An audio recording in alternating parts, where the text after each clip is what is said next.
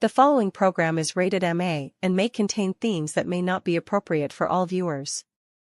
Viewer discretion is advised.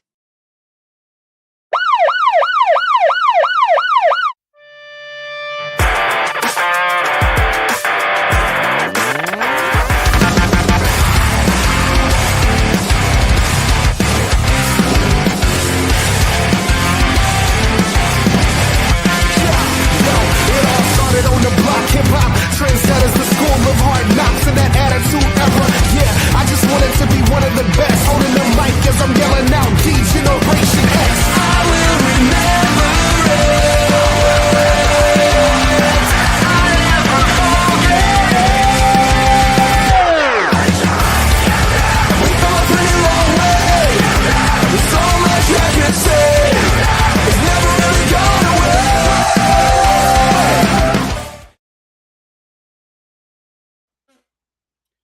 Good evening, ladies and gentlemen. It is OM Dynamic alongside Chris Best and Chris Parrish. And tonight, we take a trip to the stranger side of things here with the Raw Patrol. It is Monday, January the 5th, the 1-year anniversary of Raw here on Netflix. Tonight, our live analysis, reaction, and guys, we have a huge show lined up. What are we looking forward to the most? Well, we're entering the Upside Down as we speak. I think I'm looking forward to the unknown. What is the unknown? Also, by the way, that intro, come on, Raw. Let's do something different like this for our actual intro. Right?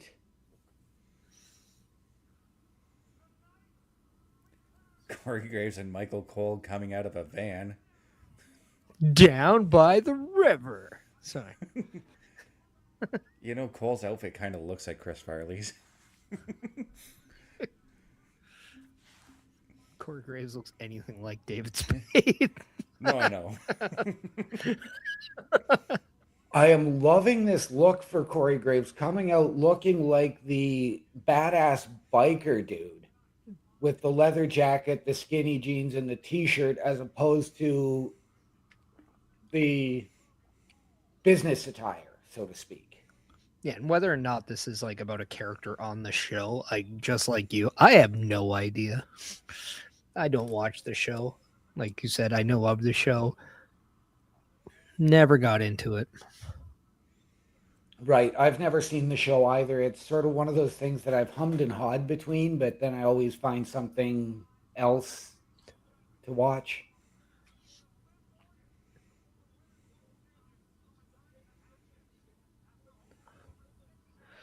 But yeah, we were getting ready with everybody walking down to the ring. We saw the Vision. We saw the World Heavyweight Champion, CM Punk. We now see Bayley and Lyra, as well as Liv Morgan, and as Lyra and Liv Morgan was deemed official yesterday by Adam Pearce.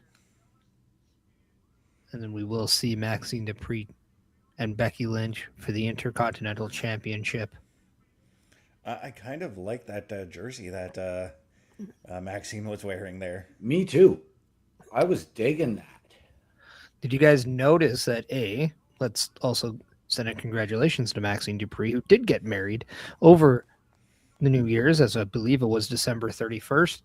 But on her wedding cake, they had a little thing of the husband and groom, and she herself had the Intercontinental title on her shoulder. Nice. I did see that.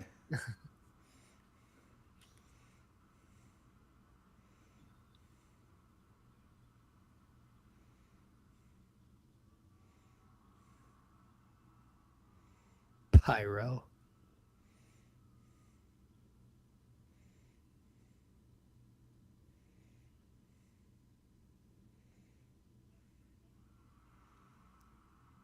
Oh. I think we're getting started off with some women's tag team action. Wow. We are. As Rhea Ripley's music hits, we got the tag team titles on the line as Rhea Ripley and Io Sky challenge the Kabuki Warriors. I predicted yesterday we will see new tag team champions. And I hope my record of predicting new champions rolls into 2026 as well. Because we all know I don't like to be wrong. Right. I'm with you, Parrish. I do think we're going to see it. I just hope that it's a clean tag match. We're not going to get Alexa and Charlotte, Nia and Lash, unless you're setting up for a multi-woman tag title match at Saturday night's main event. I'd be okay if it was after the match. But like you said, I do want to see that clean match. I want to see a match kind of just between the four of the women here, but at the same time, chaos over the tag team women's titles. I'm okay with it. That just means that we're caring about these championships again. Right. And I think I'll do you one better, OMD, because I think, granted, I don't mind the idea of them being at Saturday night's main event, but push it to Elimination Chamber and have ourselves a women's Elimination Chamber tag team title match. I'd love to see it. I would love to see it.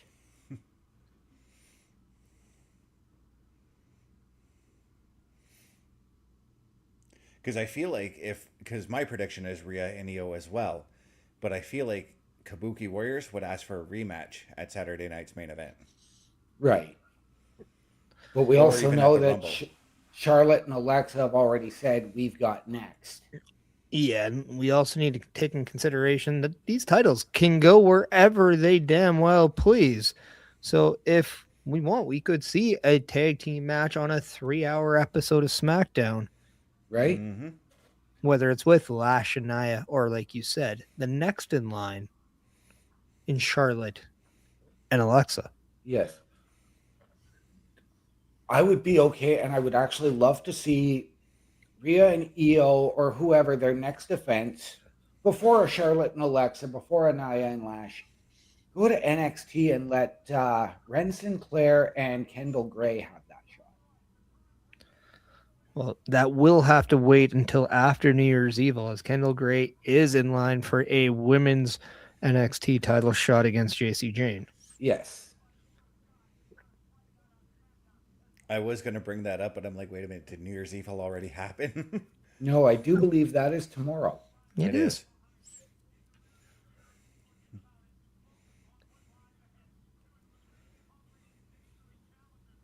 Now the question is, will we see any NXT representation like we did on SmackDown? We saw quite a few, whether it was Jordan Grace, Trick Williams, just to name a few. We still haven't seen if Oba Femi has made a choice.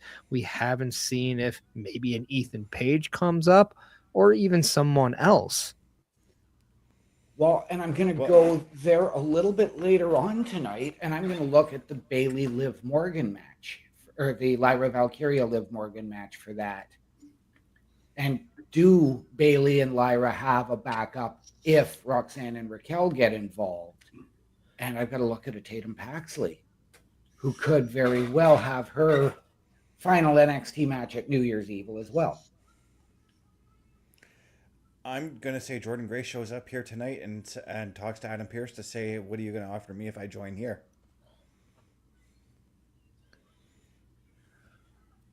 Well, I think too, like if we notice with Jordan Grace on SmackDown, she was there to look if SmackDown was the right place. And Jade Cargill, who did get in her face and said, I'm that bitch, Jordan Grace did say she might have found a reason to stay on SmackDown. Right. So if by chance she does come to Raw, you just never know if maybe Stephanie Vaquer and Jordan Grace have that little interaction, because you have to expect Jordan Grace is not just looking to land somewhere, but make an impact, pun intended, over one of the world championships. Yep. Now, I mean, going into Friday when we saw Jordan Grace in that initial conversation with Adam Pearce, and then, of course, her face-to-face with Jade, it was rumored that she was actually going to be filling in for Michin and wrestling Jade last Friday on SmackDown prior to that. Yeah. But we just didn't get that.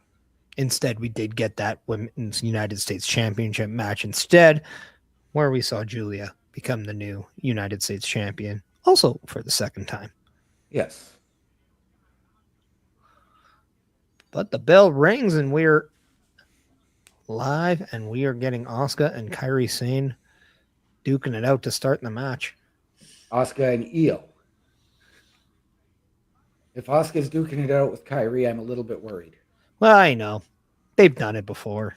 They have. And I was going to say, I wouldn't be worried too, because it still feels like there's going to be some kind of a breakup between them two. Even You know what?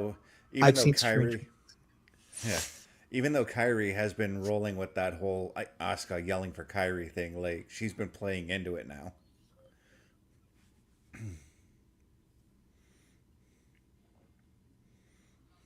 And right off the bat, Carl's favorite part. The commercial break.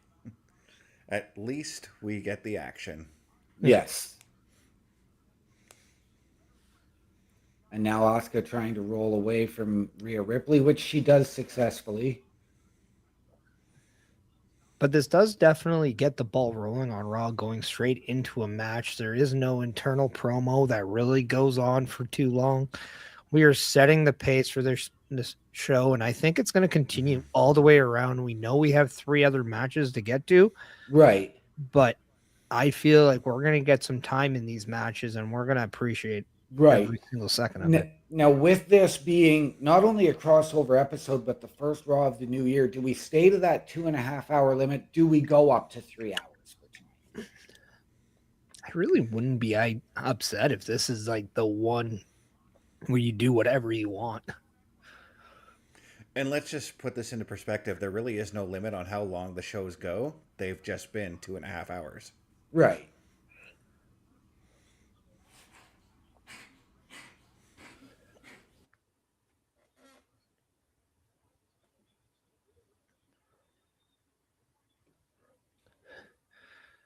Now Rhea taking it to Kyrie as she takes in Io. What do you guys make of the team of Rhea Ripley and Io Sky? I'm really enjoying what they're doing as a team. It's been fun to see, and I've been like seeing like people talking about wanting them to break up, and I'm like, no, I don't want to see that. It's too soon for these two. I don't want to see it, but I am going to go with Mick Foley's statement, and that is the best rivalries create the best friendships, and the best friendships create the best rivalries. These two, for my money, had the match of the year in 2025 at Evolution. And that's out of everybody. So to now see them build and grow that to this, I don't want to see the breakup. And I think, personally, I think this is a very welcoming tag team, because just like the Usos do to the Raw tag team division, I think Rhea and Io add a little bit more star power, not only to the division, but surrounding the tag titles. And in that time, they're taking themselves away from the women's world title picture and allowing fresh faces and fresh competition go after the titles. So I really don't mind this, because now we don't get sick and tired of seeing the same thing over and over again. And this is fresh. This is new. Sign me up. Yeah, and I'm with you there too. That was something that I really said, was they needed to take that step back last year from those women, or from the World Heavyweight Championship, because they've been up there, and it didn't matter which one of them won or lost, or whether it was a triple threat. It was just, they needed that break. You could very well easily allot them into the Women's Intercontinental Championship mix as well, to add some more star power to that title. I mean, What I like, go ahead. what I like about what unites them two is there's one common denominator, and that's betrayal. Betrayal is what brought them two together, because of the fact that they were Io betrayed by the Damage Control, the Kabuki Warriors. Rhea Ripley because she was betrayed by the Judgment Day. Yep.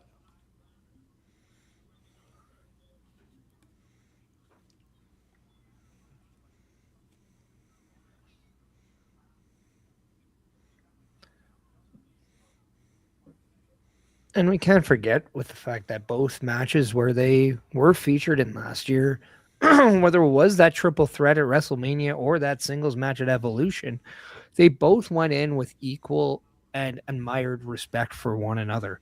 Yeah. So there's also that to add on to the layer of why they're together in the first place. Like you said, there's the respect that brings them together. It's that betrayal that holds the glue to their reasons to trust each other more because, like math has told us, 2 negatives equal a positive. Yep. Yeah. So the 2 negatives of the betrayal equal out to the positive of this tag team. And right now it's really setting a standard, and we've seen the chaos that has ensued in the tag team division just within the last few months. Mm-hmm.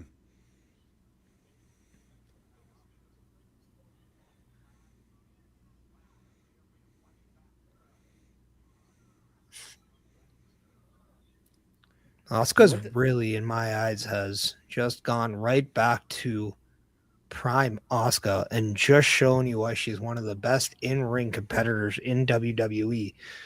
Yeah.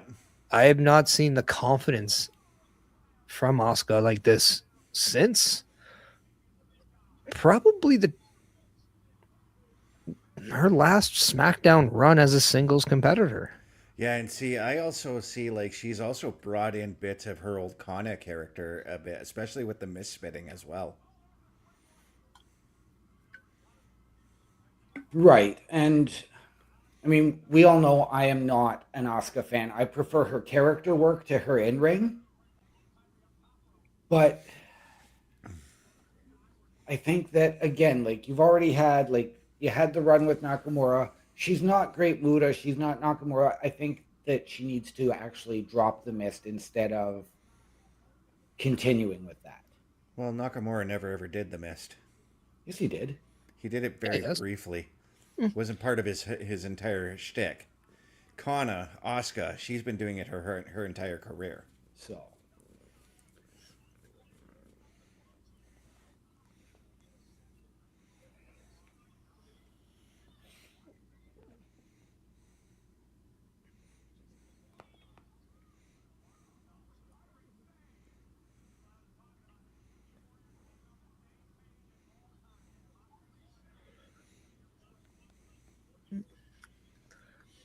And what I love about this tag team is that we get to see just that much more of Kairi Sane, who, on her own accord from NXT, we haven't really seen her hit her peak. But in this tag team, we're seeing a lot more of what we have seen from her in NXT. Right. We see how valuable she is. We see how athletic and talented she is. But we now really kind of see her be molded more into what she's always wanted to be. Right. Now, I'm going to, again, bring up another name that, we haven't heard so much for tonight, but we've heard the speculation of her return ever since she left AEW, and that is Paige, when she was the initial manager and the one who brought the Kabuki Warriors together. Do we potentially get that in this situation? I thought I heard something about her signing a new deal recently. I don't think anything has been confirmed about anything like that. The last I've heard from her is that she did an independent appearance and she did use her WWE theme song, but that had more to do with her not wanting to use the theme from her ex-boyfriend.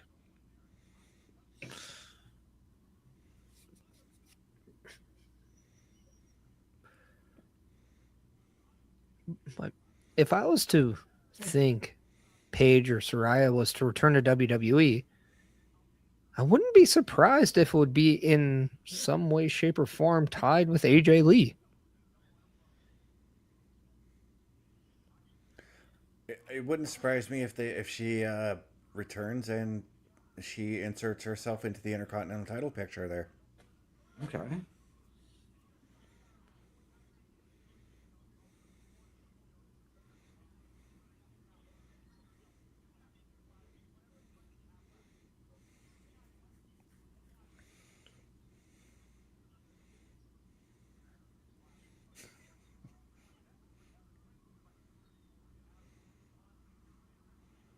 I love how Kyrie has become this like sneaky little she devil kind of thing. Yep. She has become quite the agitator in the ring, and it's been very fun to watch. Yeah. Yes.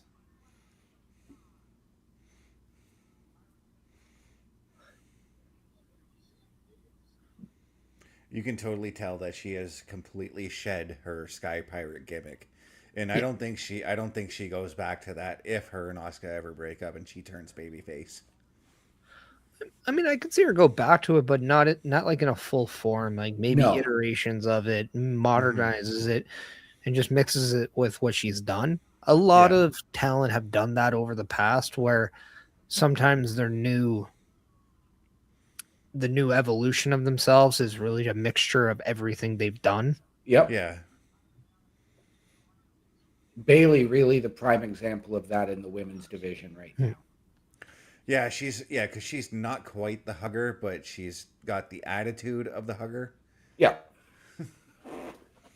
No, quite the submission Kyrie Sane has EO in a variation of a lion tamer. That's God. stomp. Oh. And she was torquing too much and Yeah. arched back over, and that just looked painful for both competitors. Yes. If Io Sky is not a human rubber band, I don't know what or how her body holds together. Right. Yeah.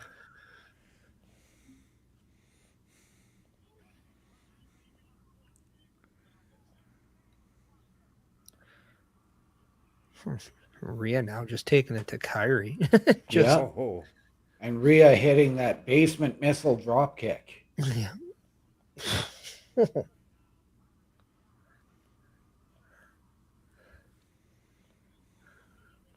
Just the aggression on her striking is just impressive. Yep.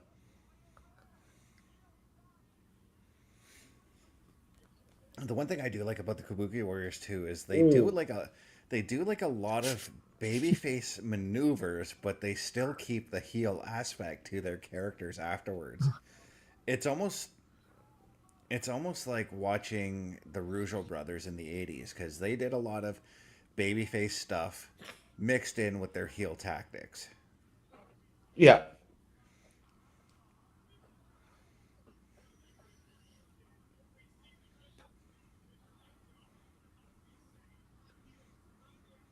I literally thought Io had the pinfall there. You and me both. Looked like Io wanted to go back to that double under her arm backbreaker, but opted for the pin.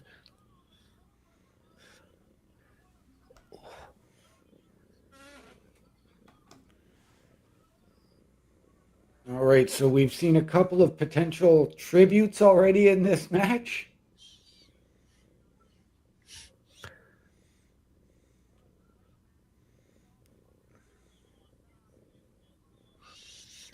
Yeah, that Razor's Edge was perfectly done. But right. somehow I think Scott Hall upstairs is looking down and saying, "Yo, Chico, machismo." Yeah. He's throwing a toothpick at someone. Oh, that's guaranteed. And telling them that if they're holding his chains, that if something happened to this, something going to happen to them. Something happened to this gold. Something happened to you. Then he'd huck the toothpick at the guy. Yep. Oh, what a beautiful The counter. snap on that snap on that German suplex. Yeah. The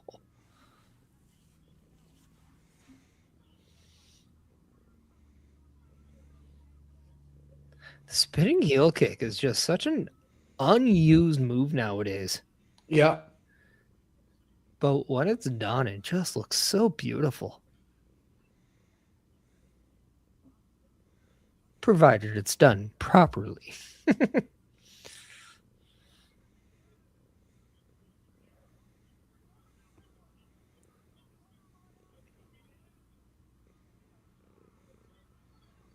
And you cannot count out the fight of the fight from Io Sky there or Rhea Ripley in this Right. match. I feel the camera angle on that always makes it a little bit predictable of what to expect. Mm-hmm.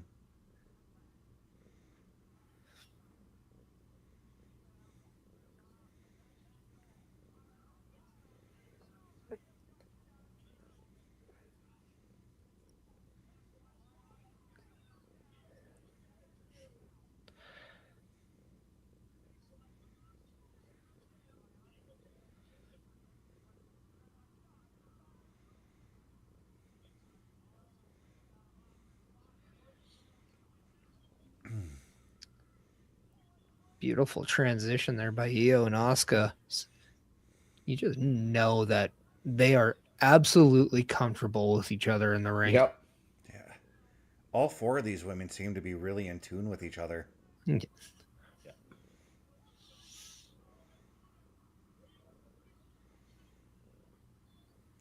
Okay, that was a smart move by Io to get up after that. Well, I don't believe she was the legal person. I thought she tagged for some reason. I thought she did too. But I do believe Rhea tagged back in, and that allowed her to pin Asuka. And yes, we have new women's world tag team champions in Rhea Ripley and Io Sky. All right, still got it. My tag team title streak continues.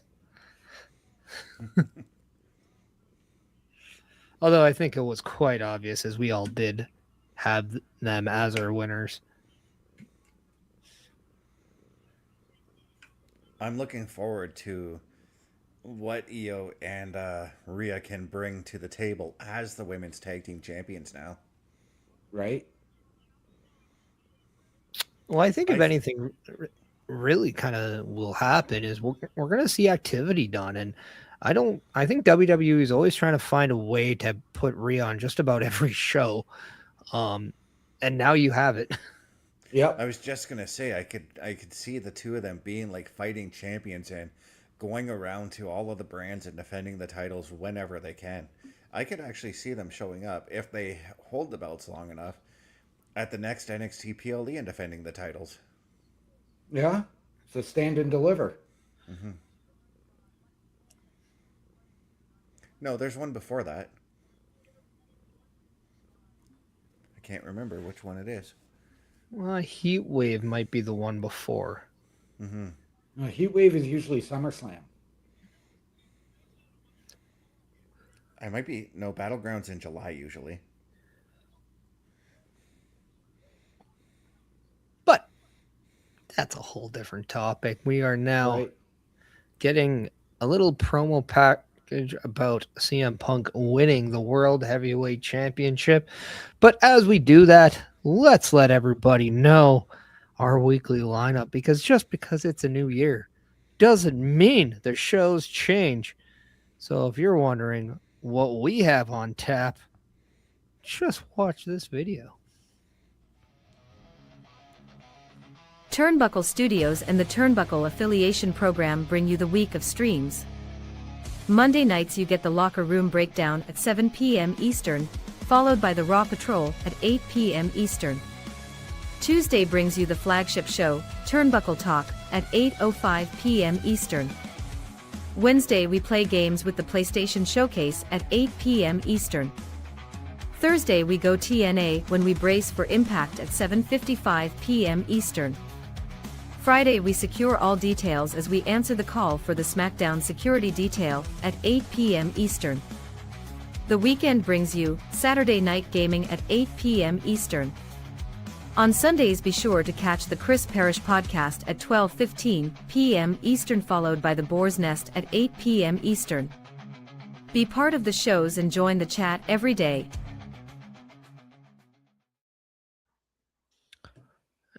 And all that stuff can be found over on turnbucklestudios.org. That's right, it is the official webpage to the the Turnbuckle Affiliation Program.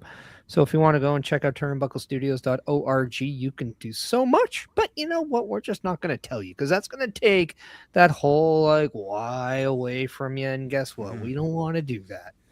So go to turnbucklestudios.org and you can find out the endless possibilities. The only one I will say that is if you want to hit a /join after that, you get an opportunity to see where you could fit in. But you know what? We will go there later on the show because we know there is so much stuff on this show that we want to make sure that we are watching with a focused eye as we are getting still that promo package with CM Punk and Braun Breaker definitely seems to be the main event of tonight's show. Yes. Oh, yeah. And just so everyone knows, the next NXT PLE is Vengeance Day. They do have Vengeance and I think they have Roadblock, but whether or not they're PLEs or the scheduled 2 Tuesday shows, yeah, I don't know. Vengeance Day is usually a PLE. Yeah. Anyways.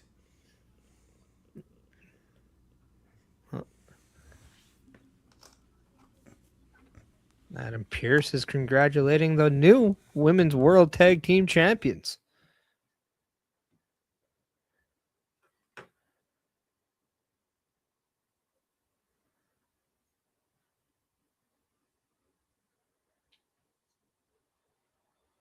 As the Ring General has now walked into Brooklyn. And he is talking to Adam Pearce.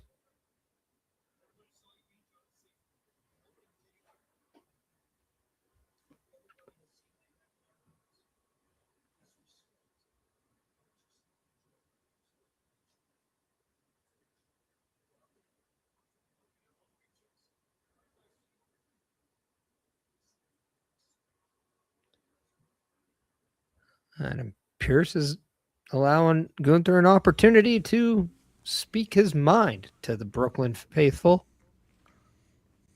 So the question is, who's going to interrupt him? That's the $64,000 question. Does this become where one half of our former World Tag Team Champions in AJ Styles? I would agree that that's probably where we're going to head to. Yeah.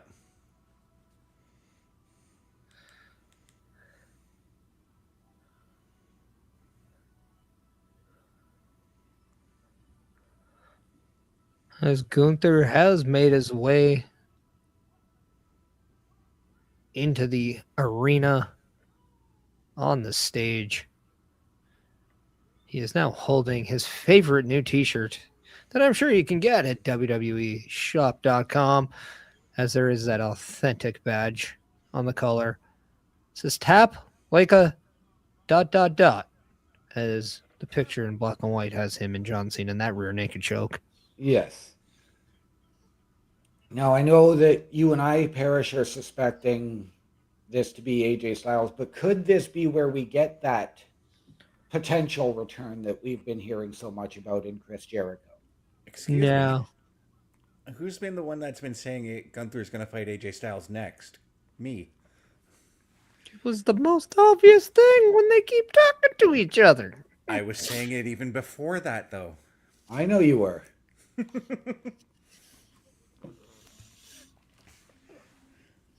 But yeah, no, it's 100% AJ's probably going to show up in this thing. But I do like the open possibility for returns.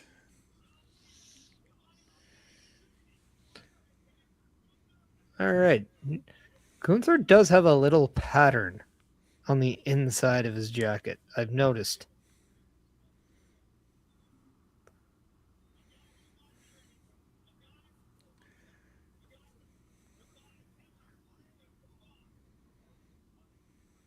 I will say, though, it's not exactly... You can see kind of inside the jacket there.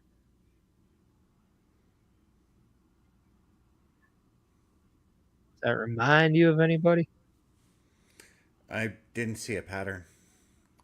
I do at the bottom. Yeah. It's on the jacket. I've got commercials right now, Oh. so Oh. No, he does. He has the Burberry kind of Yep. pattern going inside that jacket there. Yes, he does. Because he wants to tell everybody that he's better than them, and they know it. Well, that's pretty much what he has been telling everyone lately.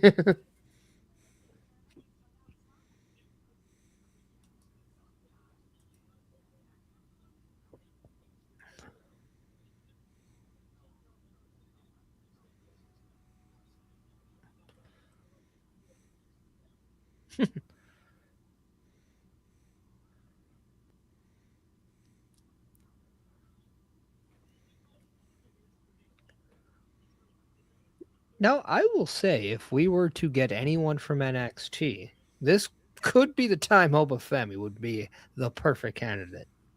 Yep.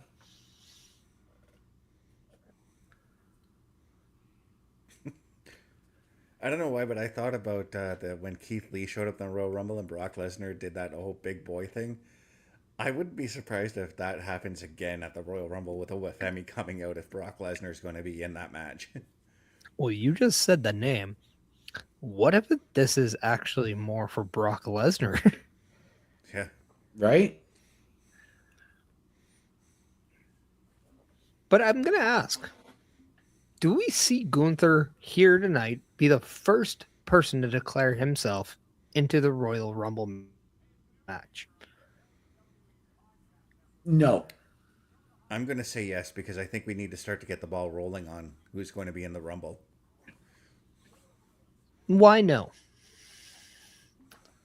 Because Gunther is going to, because he's that guy that plays those head games, and he's going to lull everybody into that false sense of security until he shows up in the Rumble, that he's not in it. You don't think Gunther will be in the Royal Rumble match? No. He's going to lull everybody into the false sense of security that he's not competing in it. And then he shows up probably 15 to 17 in the Rumble.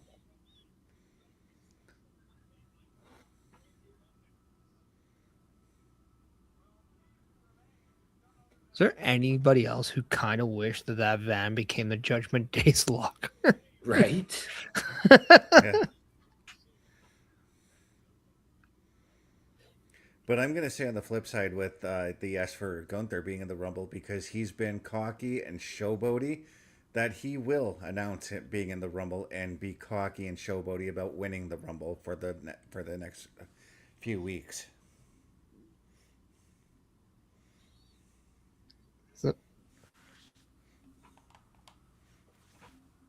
I mean, we are under 4 weeks away from the Royal Rumble match. And if everybody wants to know, it is slated for a 3 p.m. Eastern time start. But we will let you know when the PLE Patrol goes on, which don't think that's that bad of a time. No, I'm considering going live at that time for the PLE Patrol, considering it.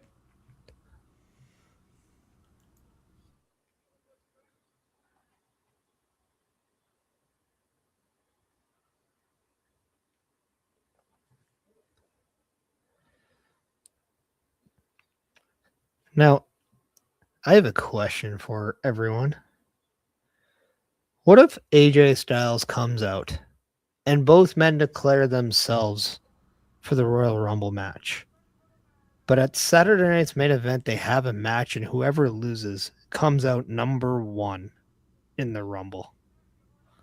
I've always wished that they would have brought back that rule because they did that in '96 with the winner being the number 30 participant, the loser entering number 1. And, well, I'm not going to mention who number 30 was because I know he's a disgusting individual these days. But our number 1 entrant that night was Triple H. And here comes AJ Styles now. Yep.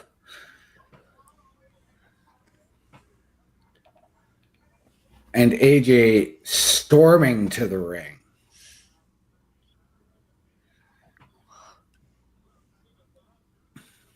crazy to think we are now entered into the final year of AJ Styles as an in-ring competitor. We do Yes. not have a finish line set, but he has been known and has said this is his last year as an active in-ring competitor. Yes.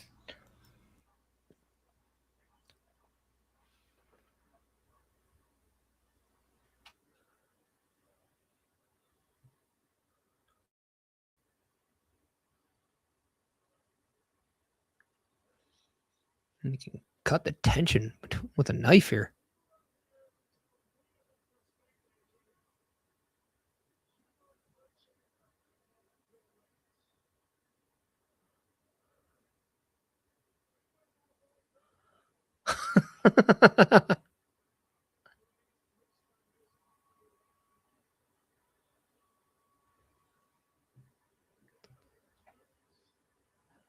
Gunther just speaking over AJ Styles before he gets the chance.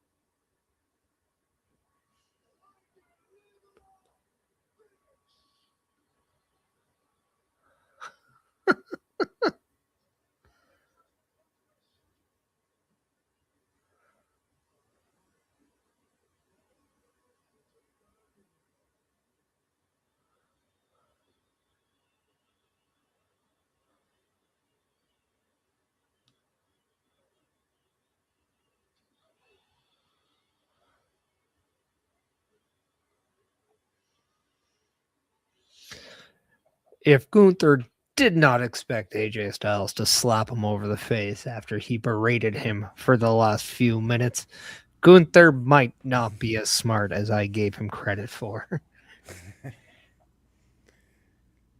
He did look a little taken aback from that slap.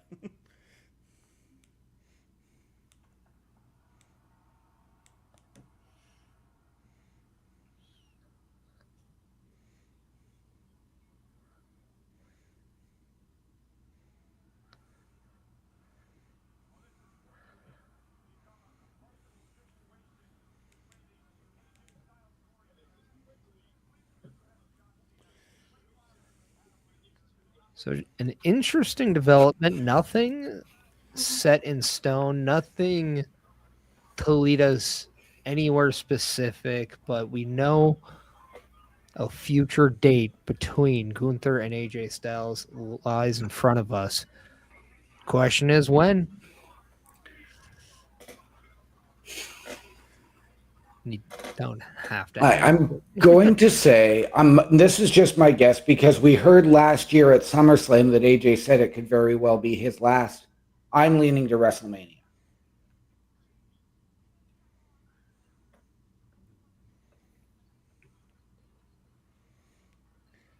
Yeah, I'm going to agree there because I think you could use the Royal Rumble as a launching point for to get the feud into full swing.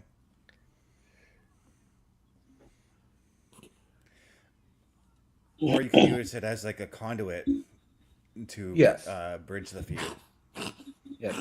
And now we have joining us Mr. Bubba Duke. How we doing, brother? Not bad at all. Glad I could make it tonight. Didn't think We're I was glad gonna. to have you.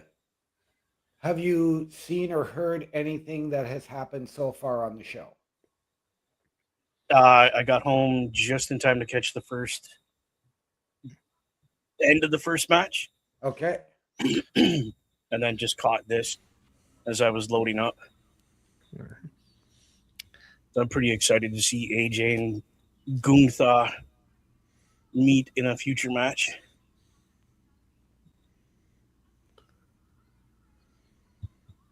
But right now we are looking at a promo package between Maxine and Becky Lynch, and I gotta say, I've been loving how intense Maxine's promos have gotten over this feud. Yes. I said it for the better part of the last 2 months of last year, and I've said it earlier. Maxine is the most improved women's wrestler since Liv Morgan. I hope that she actually retains the Women's Intercontinental Championship tonight. But do we get any involvement from her coach in Natalia? No. No. If anything, I think we will see Maxine pin or submit Becky on her own to finish this, or we will see something definitive to see Becky close this off, because let's not forget the narrative is how many times Maxine has beaten Becky. We have not heard how many times Becky has beaten Maxine. So that true. Always kind of leads you to speculation. And now that we have new women's tag team champions, could we see a new women's intercontinental champion?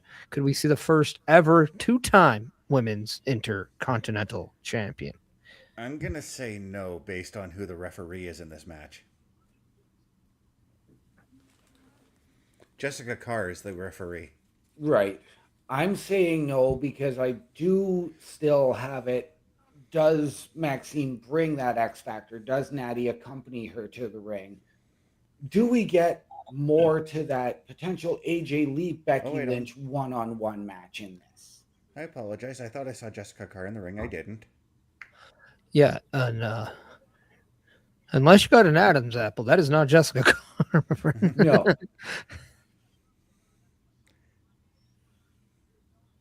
I don't know. I think Maxine's going to retain without the help of Natty, because she's been doing it in the ring on her own since she's won that title. Yeah. So now, Best, you did bring up a point where the referee is not Jessica Carr, but could we see a potential ouchie given to the referee to allow one Jessica Carr to come in and make the final count? I mean, she's been the X factor in this whole feud between Maxine and Becky, and every time Becky has lost, Jessica Carr was the first woman she'd go on social media and start blaming. And it was not just with Maxine, but it was also with AJ Lee. Mm-hmm. You know?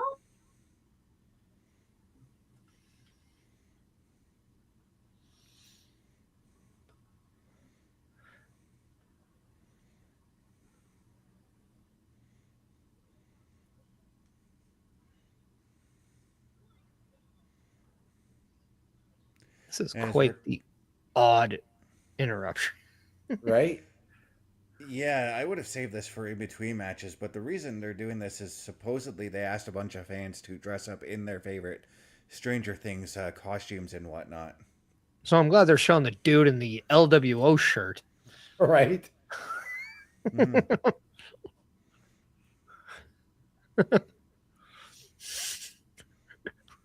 Really brought the creativity out of that one, bro.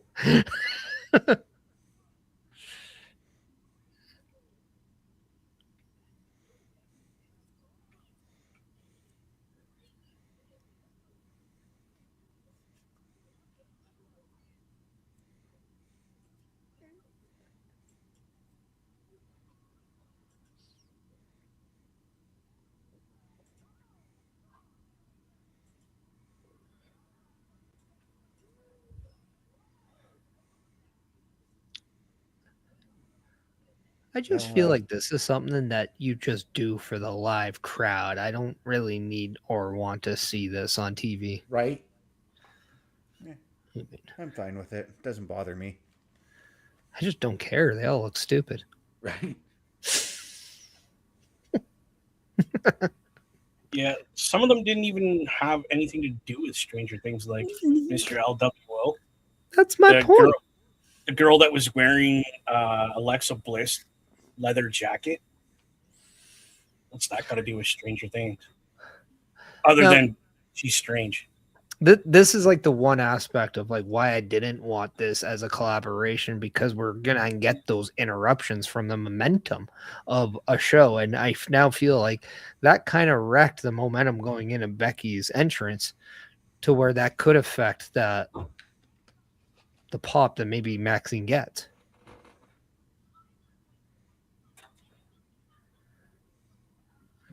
We see Ivy Nile talking to Adam Pearce, saying she doesn't want to go to the back of the line.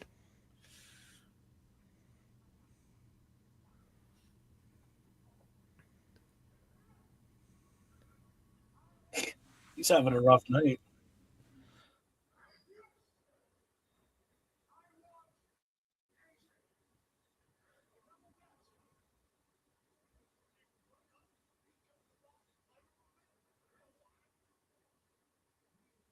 Oh.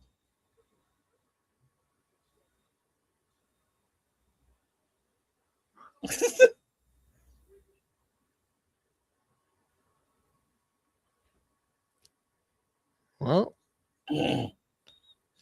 we got her when, boys? Next freaking week. Yep.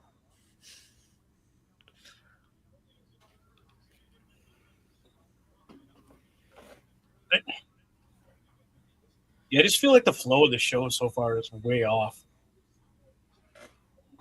Ouch. I don't think the thing of the show. I just think that was a badly timed spot. Yeah. A fan thing, then a backstage thing. Like, as Beth said earlier, just do it in between the matches. Yeah. Yeah, that would have been better for sure. Look at the confidence on Maxine now, holding that title. And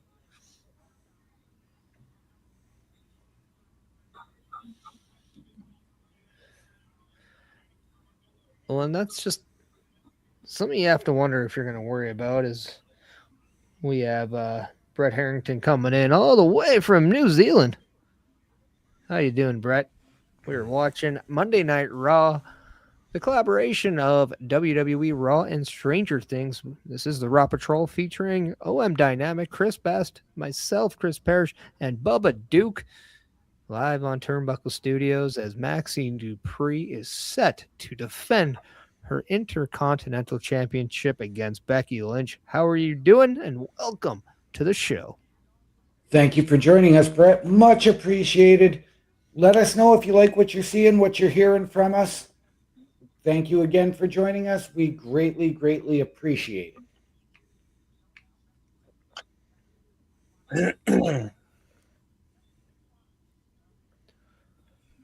well, at least the graphics are half decently good looking.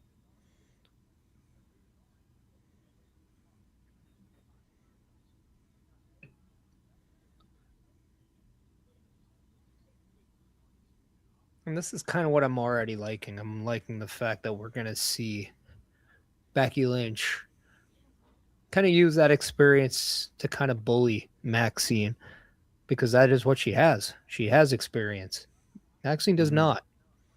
So that's going to be a strength for Becky Lynch, but also the surprise attack and the surprise factor is what Maxine got the Intercontinental Championship.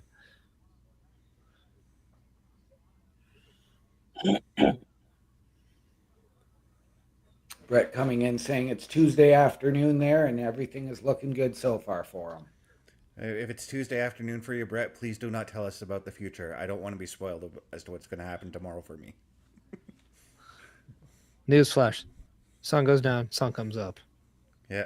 Right. That's the only thing that I know.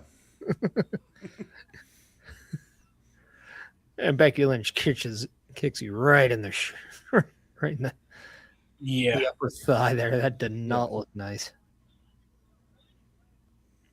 As Becky Lynch wearing her best Kill Bill outfit. Actually, if you're listening, that is her uniform from the Star Trek movie she was just in.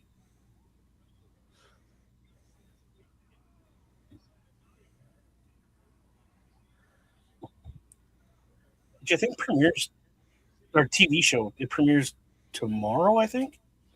Okay. Or next Tuesday. I know it's a Tuesday. put dual and dynamics, and she did do a Kill Bill inspired outfit.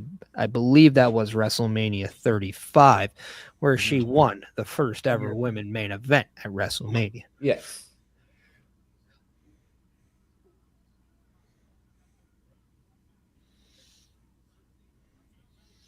Like a fart in the wind, but Babadook gone. Sure, he will be back. But Maxine DUPRI taking Becky Lynch outside, and I do think this is where she has to be effective and less playing for the fans, because I think the more she showboats, the more she's opening herself to get caught. She's not at the level of Becky Lynch. No. She is still learning. She is still improving. This could be a huge mistake for Maxine DUPRI.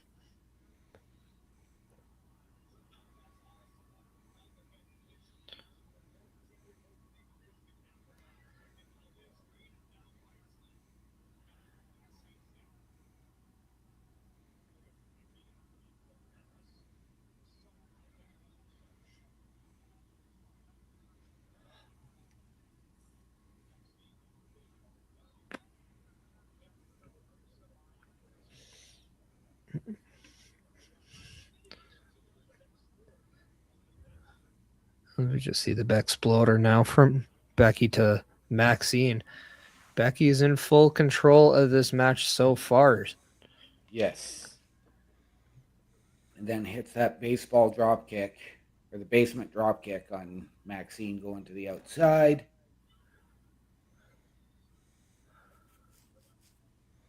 And Becky's slowing the pace down to that methodical, workable pace for her to keep the control that she needs instead of letting Maxine build the momentum.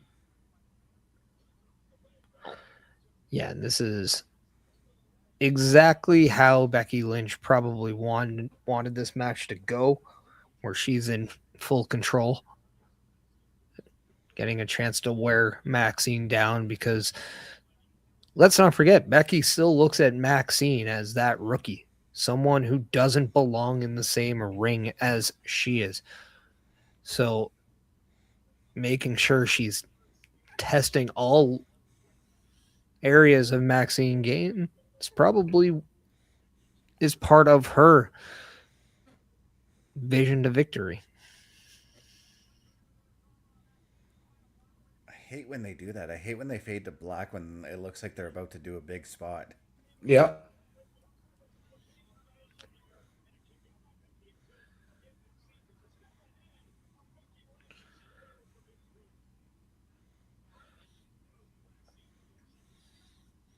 Maxine does get that big boot in just to create a little bit of separation and give herself some time to get her breath back. Very smart move by the Intercontinental Champion.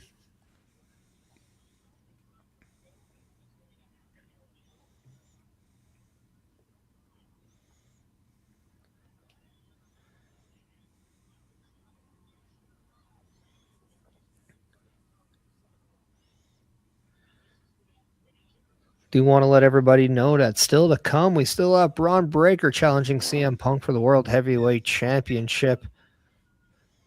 Yes, as well as the in-ring return of Liv Morgan tonight as she goes one-on-one with Lyra Valkyria. The one-on-one in-ring return, that is, because she has had tag team matches since her return.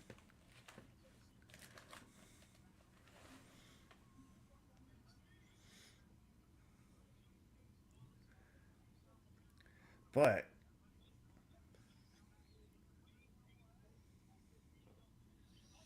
I don't know what that was, Maxine. That was like pretty much a kick to the chin. Well, yeah, that was, but what she did before, I didn't understand that. And there's that beautiful spinning heel kick from Maxine. The standing spinning heel kick, nonetheless. Yes. Using her legs, using her height to her advantage.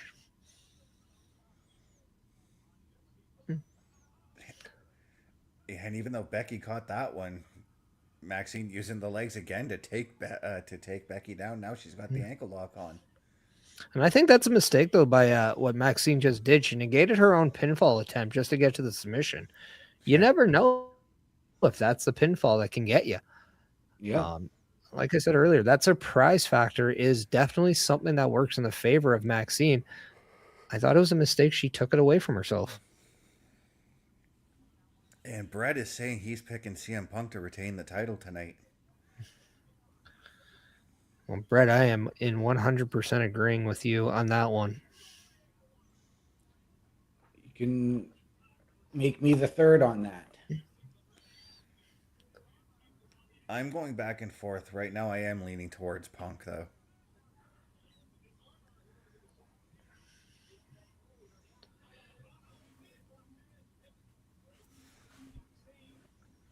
As we are seeing transition after transition in this ankle lock, but Maxine Dupri definitely doing what she could to keep that hold on, but eventually it was broken. Yes.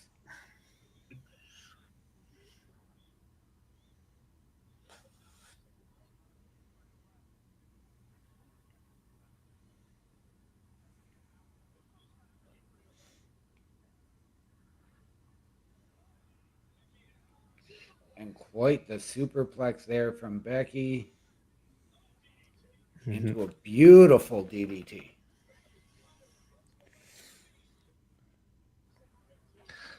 Something that we've seen Becky Lynch's husband, Seth Rollins, do. Hit a superplex followed by another move in the ring. Usually that Falcon Arrow, she chooses a DDT. But something that you probably has been something she took from her husband, who is out right now with an injury. But right now, Brett needs to go out to mow the lawn. So, yeah, we will be here recapping the rest of the show.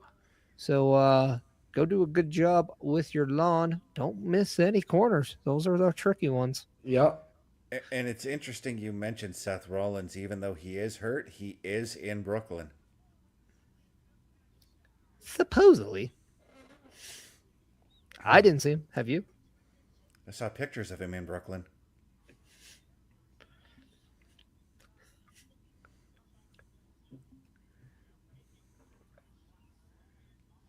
And Bubba Duke has returned.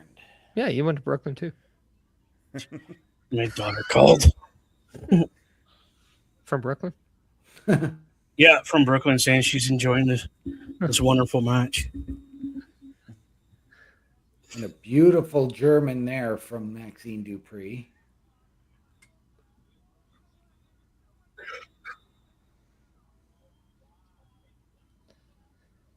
Maxine's got that look. She's like, "What do I got to do to beat this woman?" Yep. But she still has that look of determination on her face, and I love that. Yep.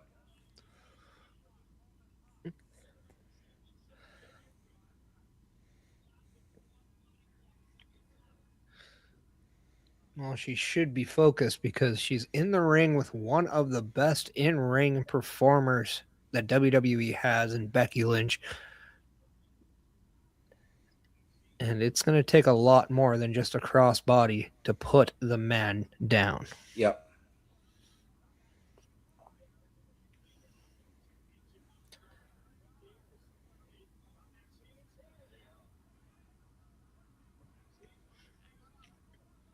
Wow, I thought she messed that up, but that was cool. Yep. Again, a beautiful transition from Maxine into that ankle lock. Yeah, and not letting go. Now, even though she hasn't let go, Becky is really close to the ropes here. That is what? 2 for 2. The ref didn't see the hand on the rope. Do we see Jessica Carr come out to let the ref know? Maybe. But if that doesn't happen, I really like this because you get a little bit of feeling sorry for Maxine, who totally got robbed in this match. As Bobby Stats is coming in saying hello. Bobby, we just saw what could be a heist of the 2026 era. Brett, thought you're mowing your lawn, but I'm glad you're delegating and staying in on the show. He was gonna mow the lawn, but now he has to listen in. Nah, that's fair. I know. I was getting somewhere, bro. Just slice me up mid-sentence, will you?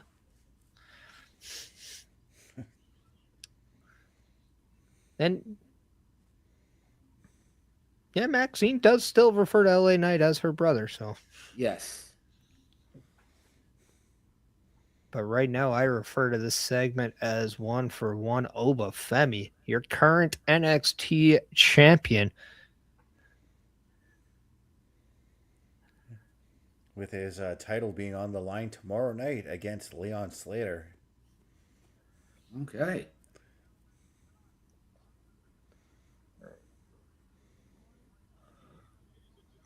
As Braun Breaker is definitely listening to the Raw Patrol right now, making sure he's motivated to win the World Heavyweight Championship.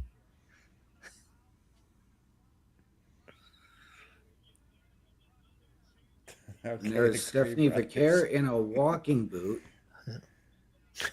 You see the Creed brothers just doing what they do. Yeah, that was awesome to see. But as Netflix gets a little weird, I say we get a little informative. Okay. We let everybody know not only where they could apply to help Turnbuckle Studios and Turnbuckle Affiliation Program, but also if you need to shop for stuff, check out both these ads. After we found out what this folder has from Adam Pearce, because we're not going to miss any of this action.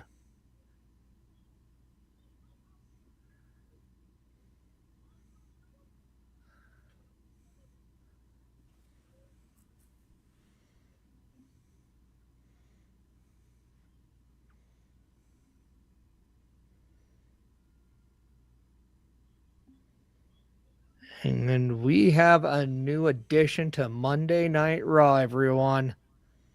He is 21 years old. He is bouncy. His name is Javon Evans. Netflix really picked the wrong time to start playing commercials then.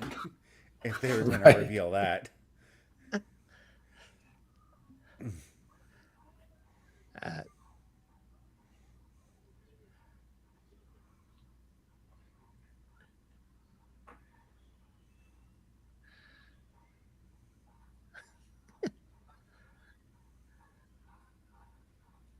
Javon Evans now being introduced by General Manager Adam Pearce.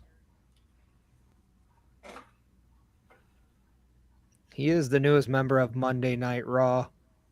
The question is this it, or do we get more?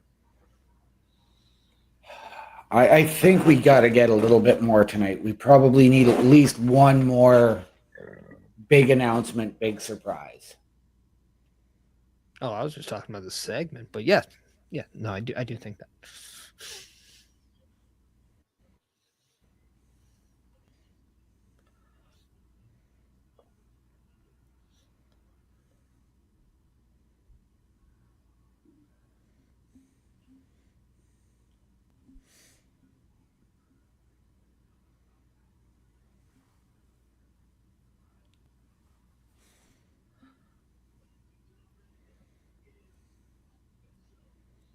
Just waiting for that tagline for Adam Pearce.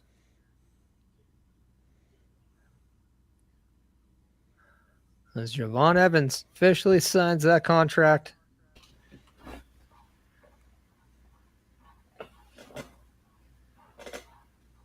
As they now go and fade to black for an ad. So why don't we? So check out these ads from Turnbuckle Studio.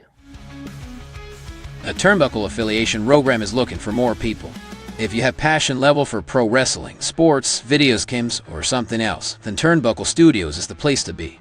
If you have ever wanted to pursue content creation and want to join our team, then we would love to have you. Check out turnbucklestudios.org or contact us by email today because your future is now, and we want you to tap in.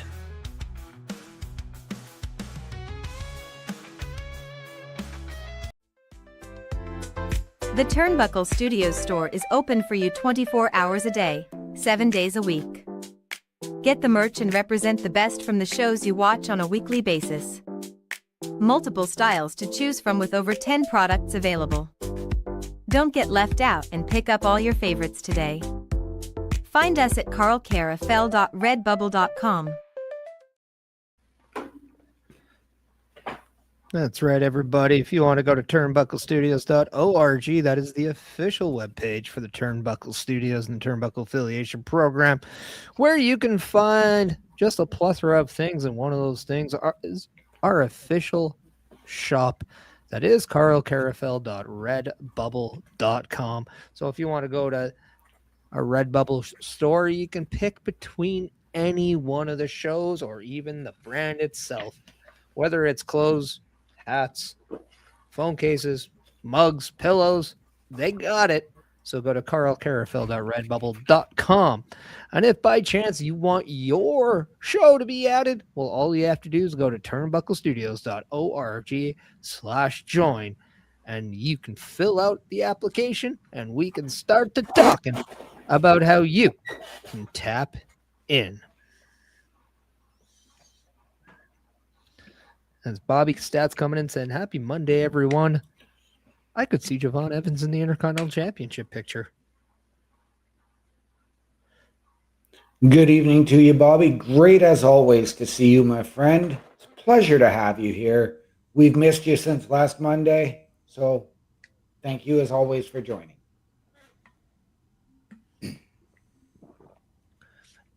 As we were playing those ads, WWE announces that Season 2 of WWE Unreal starts January 20th on Netflix, where they will feature the heist of, or the Rouge of the Century, among other things.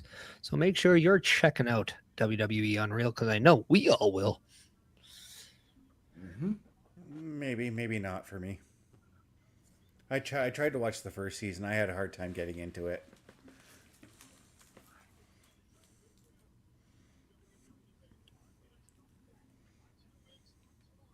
Three out of 4 ain't bad.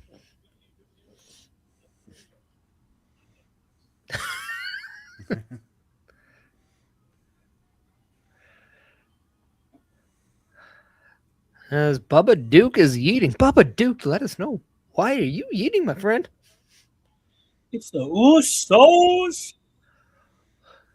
And I can't believe they're tag team champions. This shows you the gap of wrestling I did miss from being at work. Yeah. How long they've been tag team champions again? 1 week. Okay, so I didn't really miss that much, but still, they're together again. I never thought that would happen.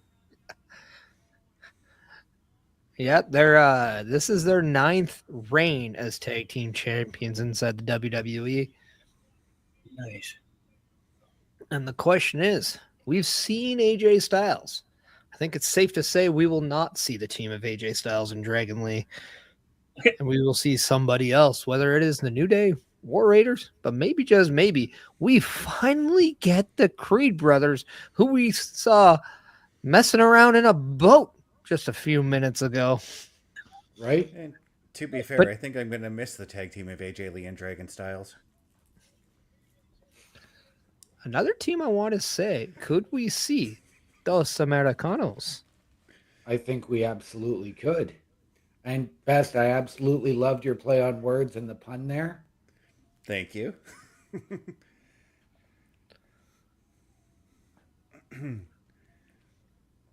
When you said, "Oh, I didn't mess it up this time," I knew. I'm like, okay, I got to play that joke on the show. Yeah.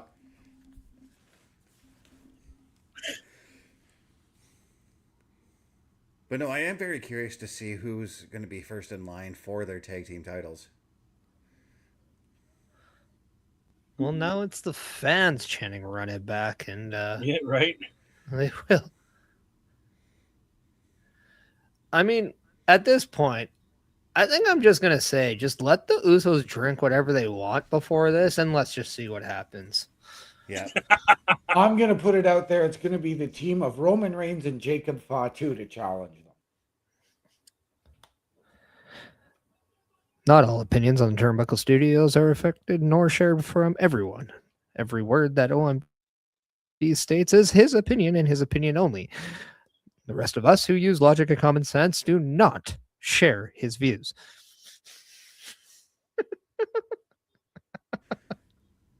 But now imagine that because he said that, we see Roman Reigns and Jacob Fatu show up.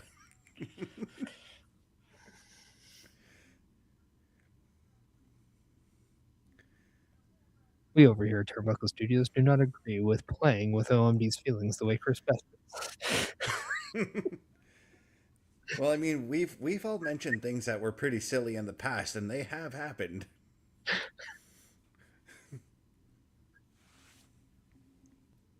Now, I do think we're going to see Roman Reigns.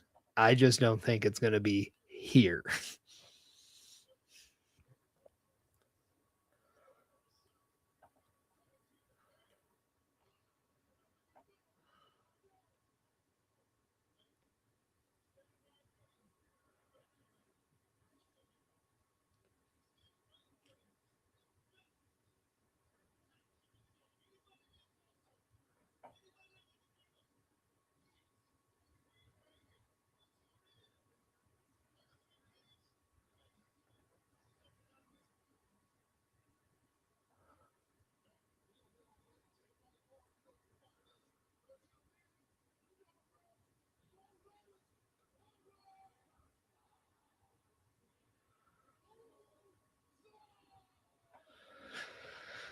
Well, the Usos came out just to put the tag team division on notice. Yes. Yeah, basically laying out an open challenge. Whoever wants to step up, step up. Yep.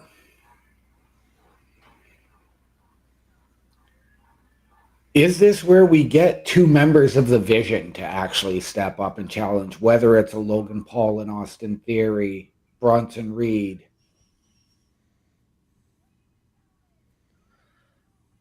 Yeah, I don't know. I'm like very intrigued because at this point it could be anybody. It could be an established team. It could be any team on Raw, but maybe this is a time where we find somebody coming up from NXT or even coming over from SmackDown. Absolutely.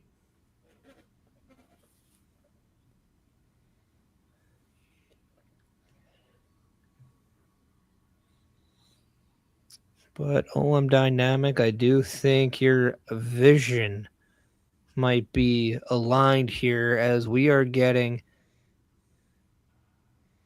champ Stephanie Valkyria. As you mentioned, she was in that walking boot earlier.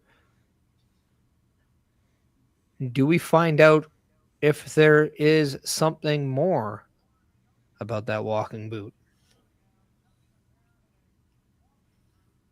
I'm going to say yes, but I think that you are also going to see Stephanie continue to defend that title.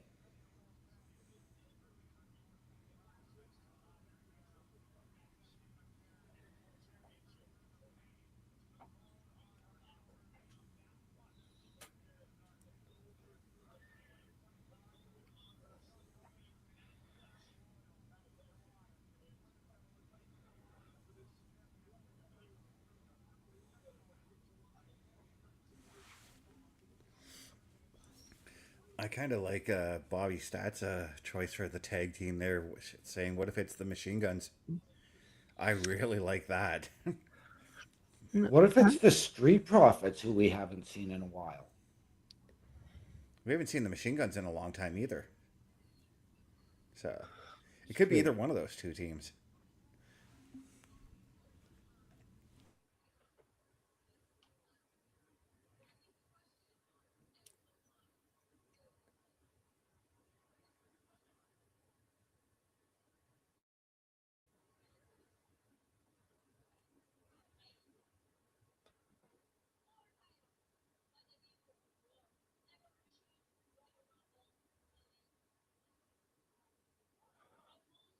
Stephanie Bakir telling everybody that she accomplished a lot in 2025.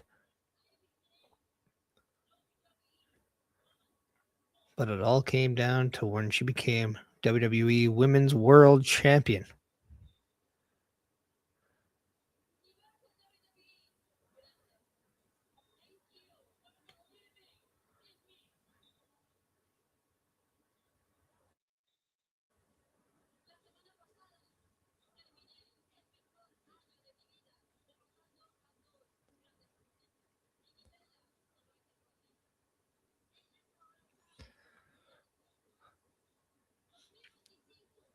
I'd have to think this is where we see the Judgment Day women come out, and maybe it's a Roxanne Perez or a Liv Morgan.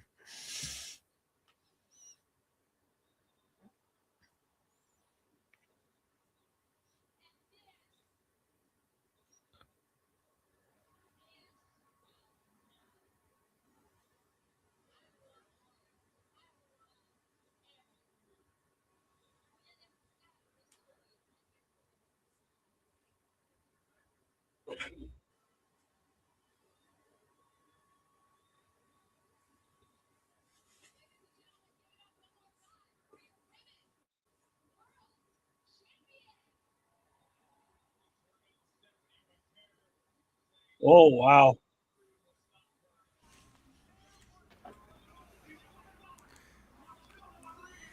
Well, Parrish, you called it. At least one of the women from the Judgment Day showed up.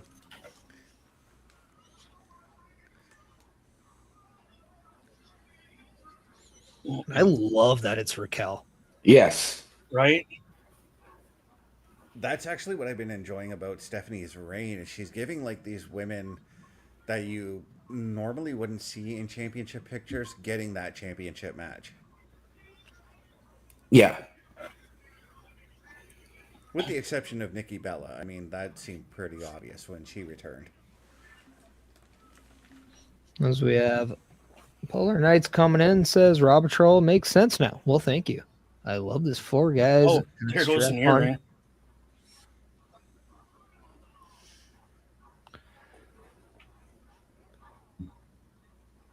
Wow. Kel's got a chip on her shoulder. Oh, yes, she does.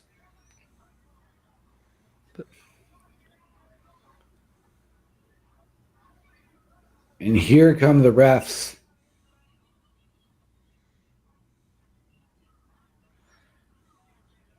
But Raquel is not slowing down. She is staying focused on Stephanie Bakir, as Bobby coming in saying 2026 should be Raquel Rodriguez's year.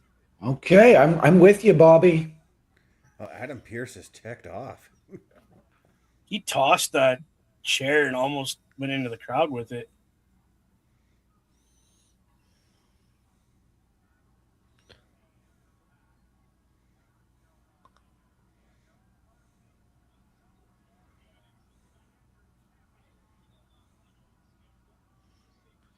But it looks good on Raquel because she, to me, is a way better, like, just angry heel. And statement made. Yes. Oh, Let's not completely. forget that. Like, And I was going to say, I know a couple of years back, Parrish, you were asking for that intensity from Raquel Rodriguez. I think we are seeing that intensity now. well, I'm glad that I can inspire her.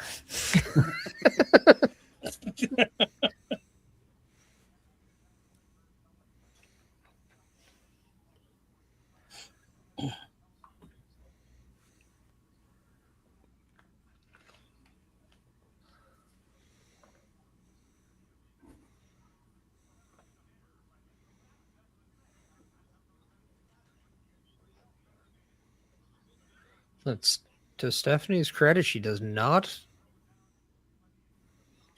taking a help out. She is trying to get out on her own accord. Yes.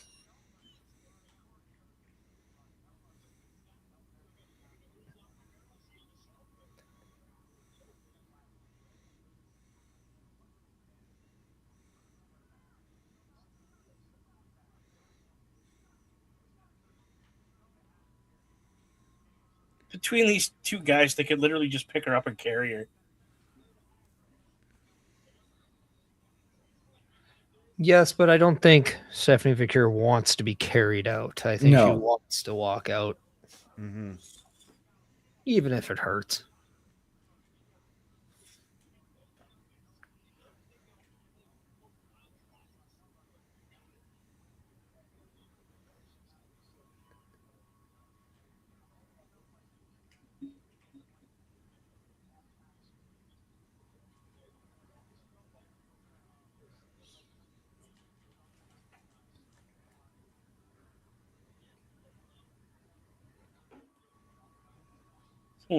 So, like this would be the time where you should check out the people who are dressed up in Stranger Things. Right? Just saying. Just to alleviate the intense situation that they just saw, you know? Yeah, bring the crowd back, get a little, get a pickup moment there. Not this whole, hey, there's Becky Lynch. We're getting ready for this match. Check out your t-shirts, people. Yeah, let's see that. Yeah. It wasn't even just that. Then you went to a backstage segment. Right?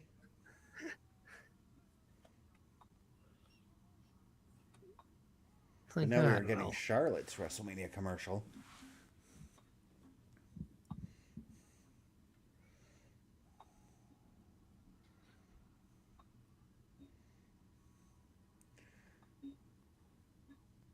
Now, one theory I have for Charlotte at WrestleMania is if they were to break up Alexa and Charlotte right now, like in between now and WrestleMania, I feel like that's your WrestleMania match for Charlotte right there.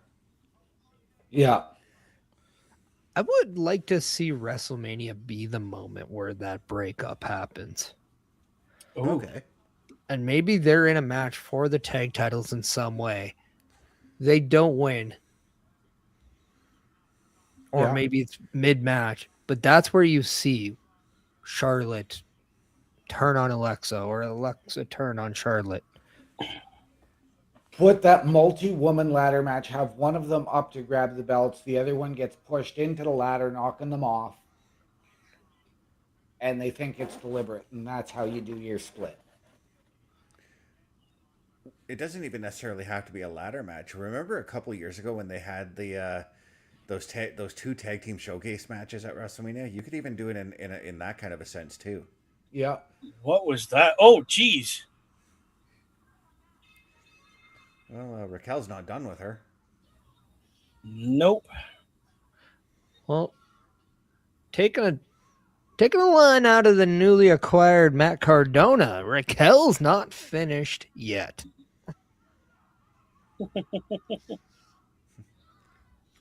I like how you worded that because that is literally the word of his latest, the title of his latest podcast or show. I mean, on YouTube. Yeah, and it's his latest shirt too on WWEshop.com. Plug.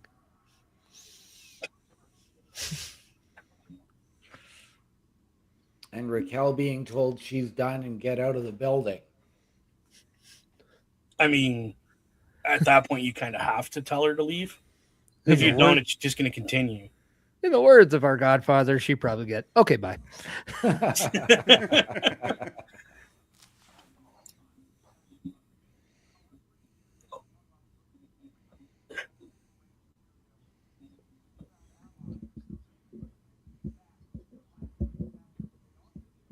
But if we have to wait till, say, maybe Royal Rumble for this match to kind of sell the beatdown or the injury, but also put out a challenge, I'm okay with that because this is just under 4 weeks of build. You don't need Raquel Rodriguez in the Royal Rumble match, but she could have a championship match. I actually wouldn't mind that at all. Yeah. I'd be fine by that too. I would actually, I've got my pick from Raw and my pick from SmackDown for the Women's Royal Rumble, but I would put, if Raquel's in that match, she would be my dark horse pick to win the Women's.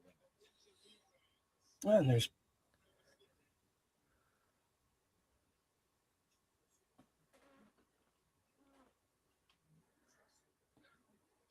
So we have Ray and Dragon Lee in the back right now. I thought for a second Dragon Lee was Penta for a moment. There's it's Penta, though. Not all luchadors look alike best. Yeah, their masks are completely different.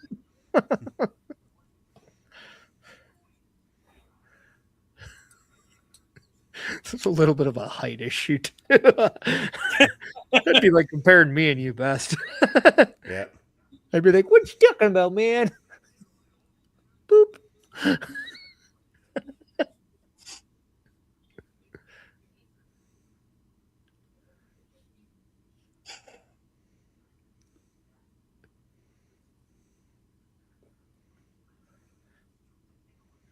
I still think Ray's mustache looks a little weird.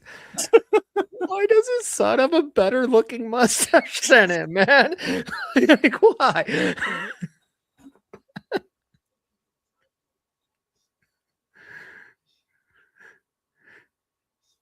I mean, that looks like the dirty stash Dom should have.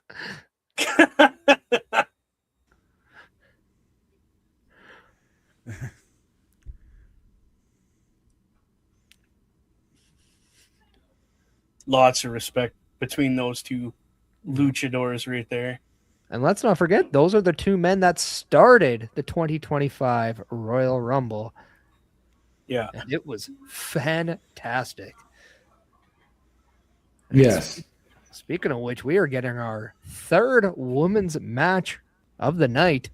LYRA VALKYRIA in the ring, set to face LIV Morgan. Yes. And correct me if I'm wrong, but was this not the match where we saw LIV Morgan get hurt? No, she was in a match against Kyrie. Kyrie Sane is where she got hurt.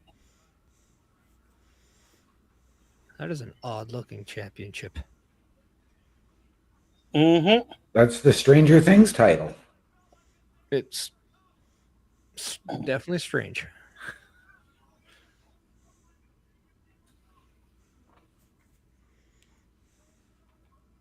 Could you imagine if these two little firecrackers got their hands on the tag titles? They would be hard to keep up with because they're so small and they can move so fast. Well, because Raquel has now shifted her focus to the Women's World Heavyweight Championship, Liv has told Roxanne she's her new tag team partner. Oh, that could be double trouble right there. Yeah, but the new women's tag team champions can definitely stand up to them and have stood up Yes. to them in the past.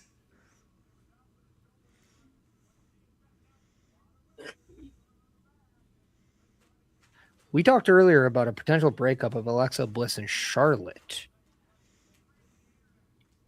I think I am more likely to look at a tag team of Roxanne Perez and Liv Morgan, especially with the now state of mind of Liv Morgan, to see a betrayal in this team. Okay. And I do think it's probably Liv taking out Roxanne. In fact, it could very well, and I'll put this out there. What happens if we get a Randy Orton Evolution type turn? Okay.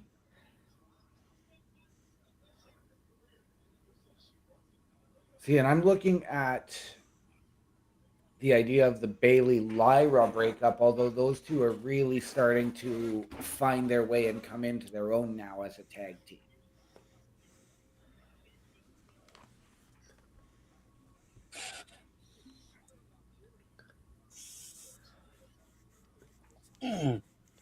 Whoa.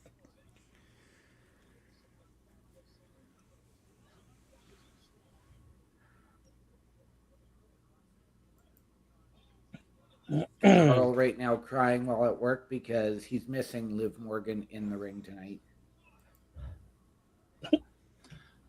But do not fear, you can catch Carl Carafel on tomorrow's edition of Turnbuckle Talk with myself, I'm Dynamic, and Chris Best, as we let everybody know a little bit about the Turnbuckle Studio Turnbuckle Talk Awards. So you might want to check that out tomorrow, same time, 8:05 Eastern, on all scheduled Turnbuckle Studio platforms.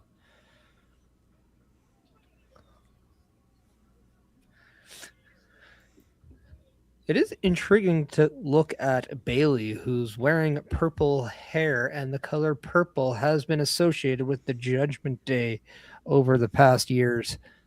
Although they have gone to that black and white color combo, we still see purple every now and then. Yes.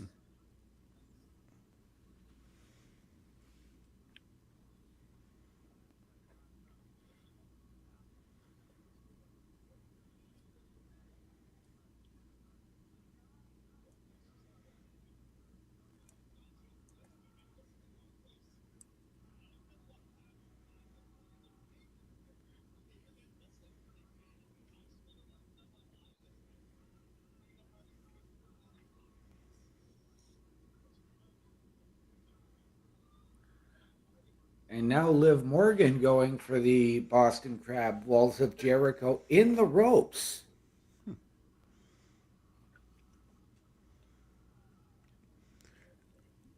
I've got commercials, so it sounds more like you're describing a tarantula.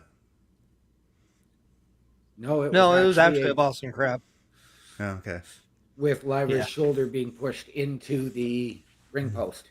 Yeah, Lyra's upper body was between the middle and the top rope. Liv Morgan sat up on the top rope and performed Nice. the Boston Crab.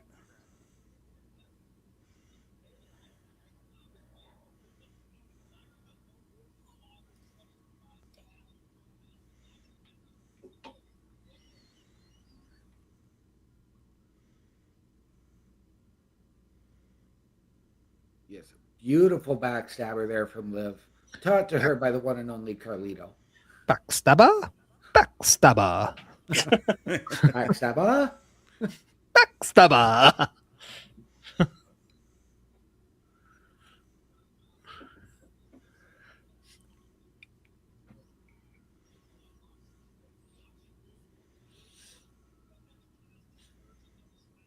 This was a match that as soon as it was advertised by Adam Pearce, I was immediately drawn to, because as you stated, this is the first singles match of Liv Morgan since she came back. But just the matchup with Lyra Valkyria, who was your first ever women's Intercontinental champion, finalist at the Queen of the Ring, but absolutely just a fantastic in-ring worker.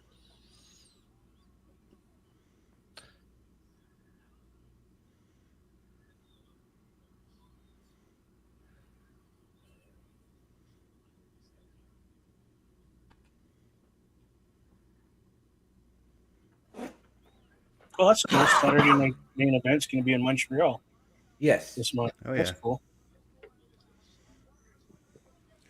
And there will be a PLE patrol for that event as well.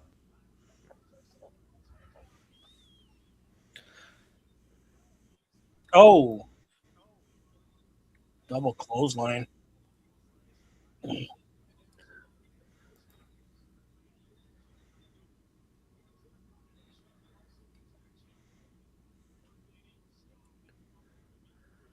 Now I could see this translating into more than just a singles match between the two in the ring. I could see maybe Roxanne Perez and Bailey both getting involved, leading us into a tag team match. But I also love the dynamic of all four of these ladies, just like I did in the opening matchup. Yes. It just shows you the depth of the women's division and now the tag team division. Yes. Well, had we not gotten Raquel kicked out of the building right before this match, I had asked earlier on, if she gets involved in this for the Judgment Day, who comes out to help Bailey and Lyra? But I digress. That scenario is no longer necessary. I mean, it's not like people really listen to Adam Pearce all that much.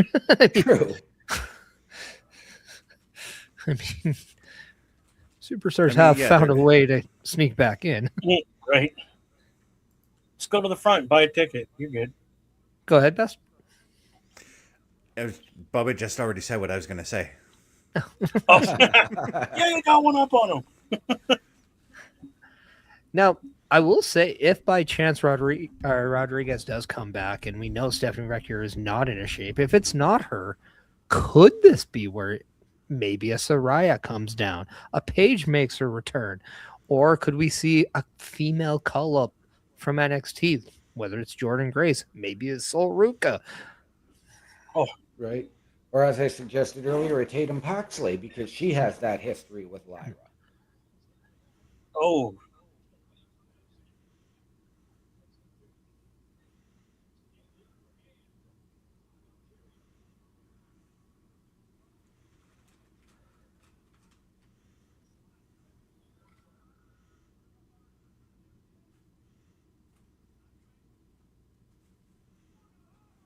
What? What? Well, it was Liv's attempt at a code breaker. Oh,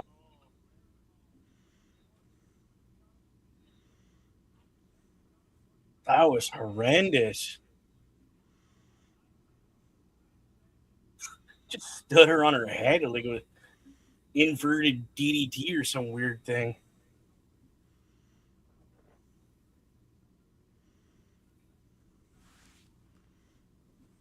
Holy.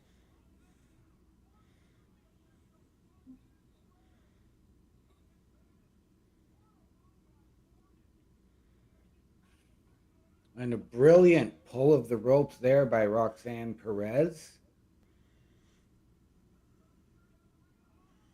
Oh. Wow.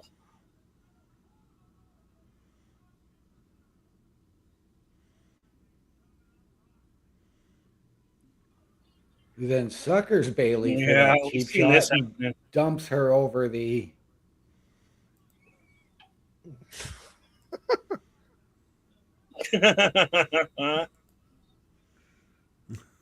Well, that eliminates that Run, issue. Roxelle, run! Jeez. And Oblivion.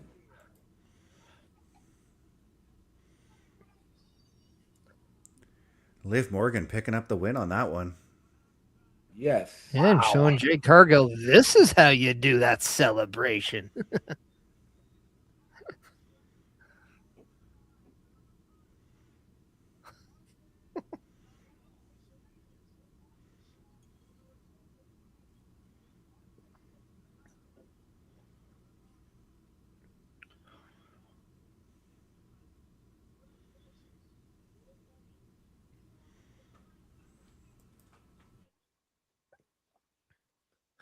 She does the dirty Dom taunt on the top rope.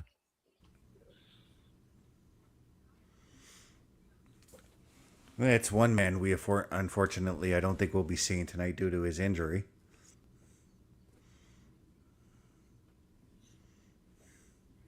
This Brett Harrington is saying, "Go live."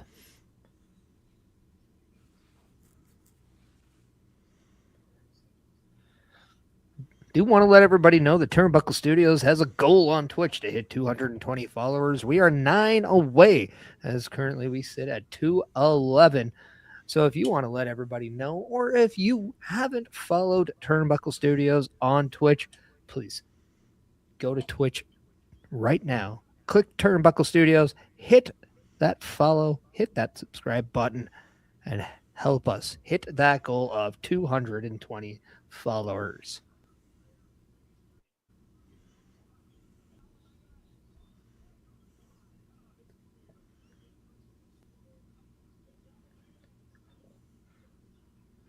Still to come is the last of the advertised matches.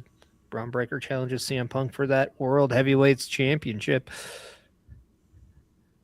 It is crazy to think that we've already seen 3 out of those 4 matches, and so far we've seen Javon Evans signed to Monday Night Raw, and that's really about it in terms of surprises. Do we think more will be coming? I hope so.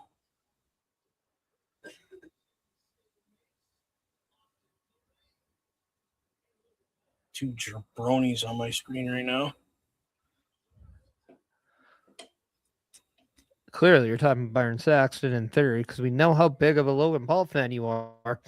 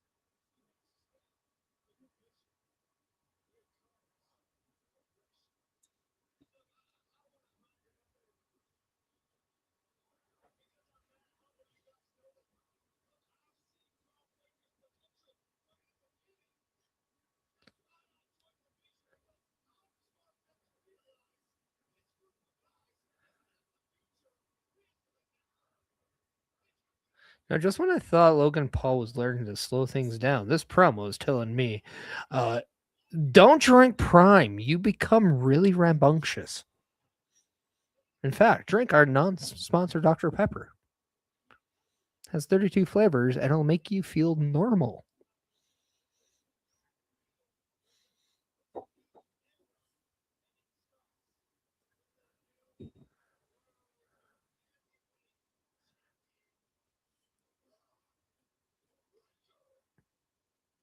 Wow. A fan cam would have been better than dealing with that. Right there, got a headache now. But we couldn't even get a challenge for Ray and Penta for next week, or them saying we're next for the tag team titles. Oh. Yeah, I think it's okay that they're not the ones making the challenge. Let the baby faces be the ones that make the challenge. But, I mean, tag titles, yes, okay. Yeah, that one I could see.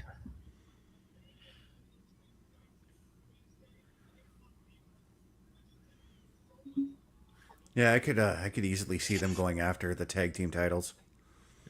So we're getting a little bit of a sneak preview into the Netflix house in Philadelphia. We did see BFAB, and just want to let everybody know that BFAB did suffer a concussion on the holiday tour. She will be out of action for a little bit of time, just the same as Meechin, who also suffered an injury to her shoulder during the same holiday tour. So all the best to BFAB and Meechin.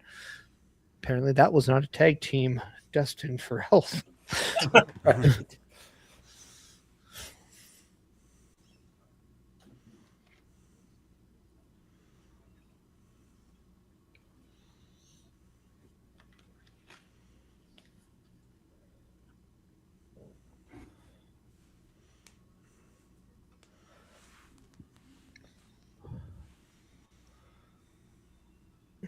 Right now, we're getting a recap of the Ring General and the Phenomenal One and their segment earlier. The match slated for next week on Monday Night Raw is now official. AJ Styles goes up against Gunther.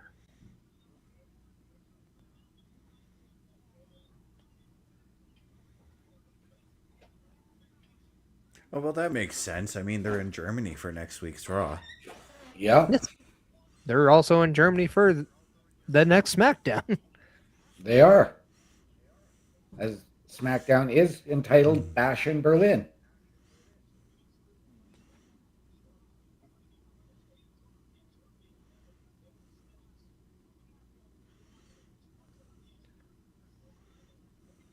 Woo-hoo. And if you want to watch Raw live next week, it is at 2 p.m. Eastern Time. But if you want to catch the Raw Patrol, stay tuned. Because most likely we're going to say the same time. We got jobs, people.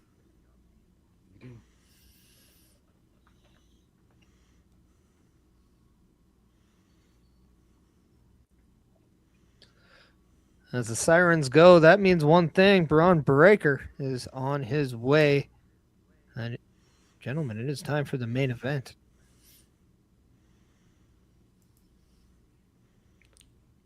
This is where I'm going to say already, because everything just has been flowing nicely and very fast paced and very how this show's been running. Yes. Now, do the Vision get involved, or do we get that one-on-one match to really try and assert Braun Breakker as that potential future champion? Because I'm sticking with CM Punk to retain tonight. Or do we get the Vision interfering in this, causing chaos, leading up to some potential surprises and returns?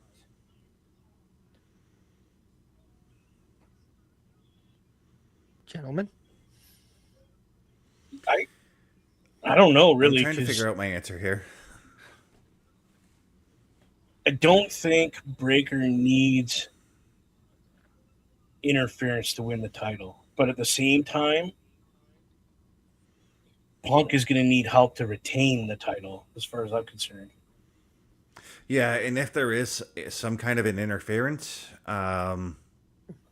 maybe that's where we see the rumored Y2J return. Right. I've also heard LA Knight potentially returning tonight.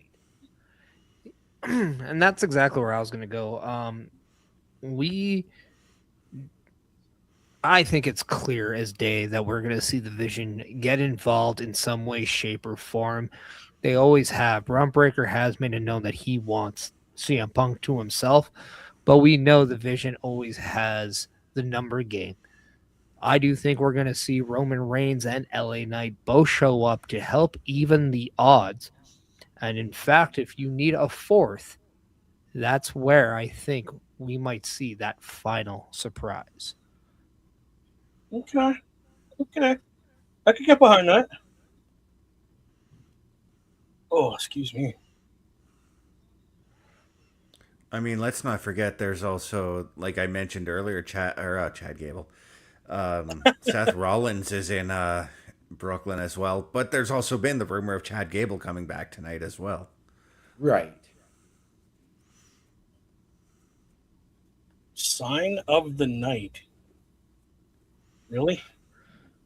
Oh, this has been a thing for a while now. Yep. Yeah, this has been almost 2 years they've been doing this. No, they brought this back last year for the Netflix thing. Yep. Replace the McAfee minute.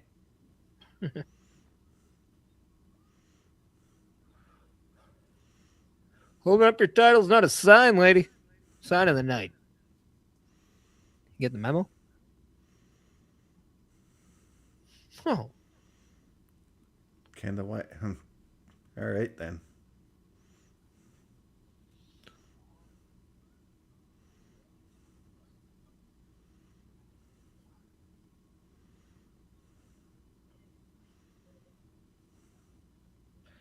As we are getting all of the signs, I say let's go in order. All three of our amazing advertisements. Ending off with our calendar, you will get the Help Wanted ad, the Redbubble ad, and then the calendar ad. Enjoy as we get forward to our main event of the evening. A Turnbuckle affiliation program is looking for more people. If you have passion level for pro wrestling, sports, videos, games, or something else, then Turnbuckle Studios is the place to be. If you have ever wanted to pursue content creation and want to join our team, then we would love to have you. Check out turnbucklestudios.org or contact us by email today because your future is now, and we want you to tap in.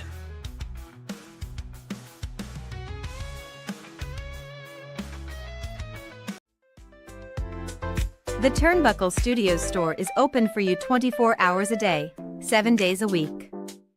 Get the merch and represent the best from the shows you watch on a weekly basis. Multiple styles to choose from with over 10 products available. Don't get left out and pick up all your favorites today. Find us at carlcarafel.redbubble.com. Turnbuckle Studios and the Turnbuckle Affiliation Program bring you the week of streams. Monday nights you get the Locker Room Breakdown at 7 p.m. Eastern, followed by the Raw Patrol at 8 p.m. Eastern. Tuesday brings you the flagship show, Turnbuckle Talk, at 8:05 p.m. Eastern. Wednesday we play games with the PlayStation Showcase at 8 p.m. Eastern. Thursday we go TNA when we brace for Impact at 7:55 p.m. Eastern.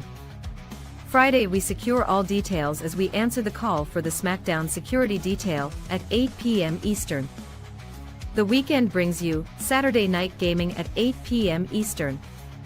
On Sundays be sure to catch the Chris Parrish podcast at 12:15 p.m. Eastern, followed by the Boar's Nest at 8 p.m. Eastern. Be part of the shows and join the chat every day.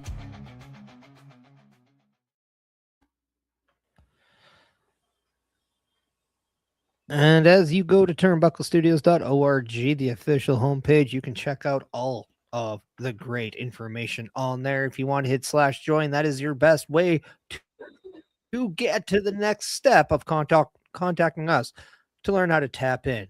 And if you want to cash in, go to carlcarafel.redbubble.com and you can check out a plethora of product and represent the Turnbuckle affiliation program there. But if you also want to watch CM Punk come down in a great looking varsity jacket, you might want to check out Monday Night Raw right now. And you might want to join the scene with the Raw Patrol, because we are seeing CM Punk with a wicked, old school, university sports style varsity coat on. Yeah, I was going to say, I didn't know CM Punk went to the University of Michigan. I didn't know he went to college.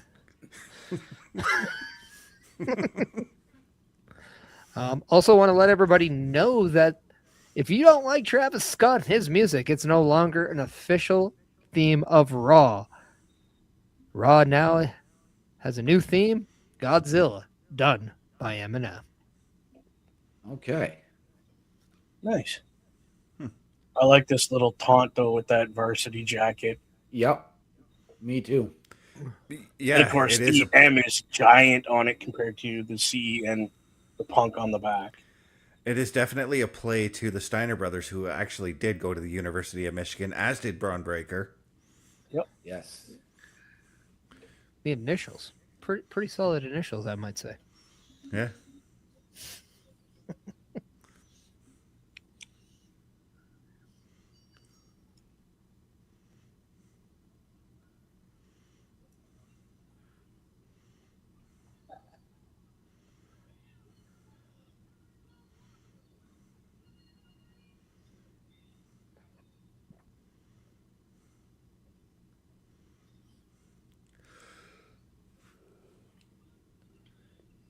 So Alicia Taylor's in the ring, giving those championship introductions.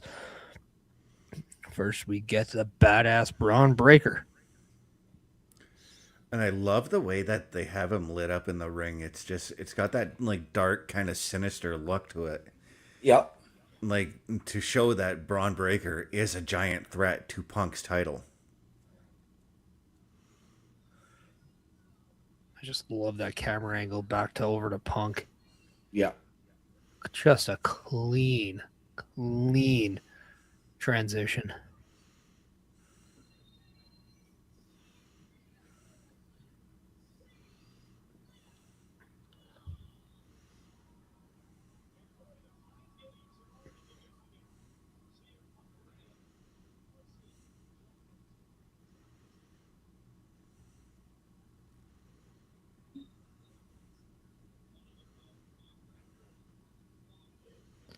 Earlier, I said you can cut the tension with a knife.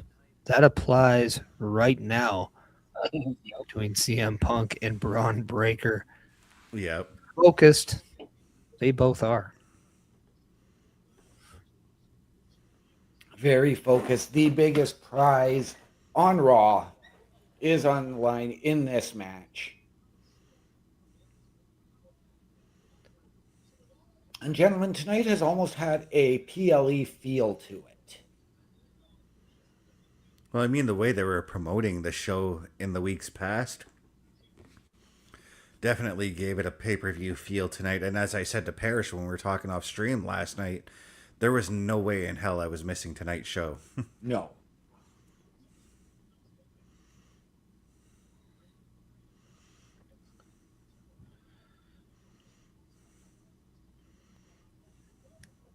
And much like the beginning of the Intercontinental title match and the Bailey Lyra or the Liv Lyra match, we are seeing that good old fashioned technical wrestling start this match. Yes. And this is our first and only men's contest of the night.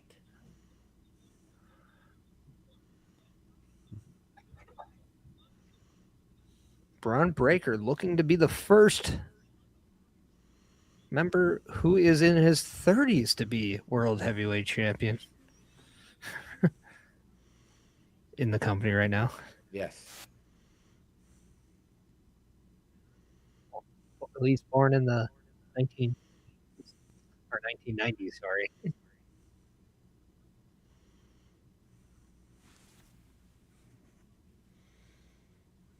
Wow.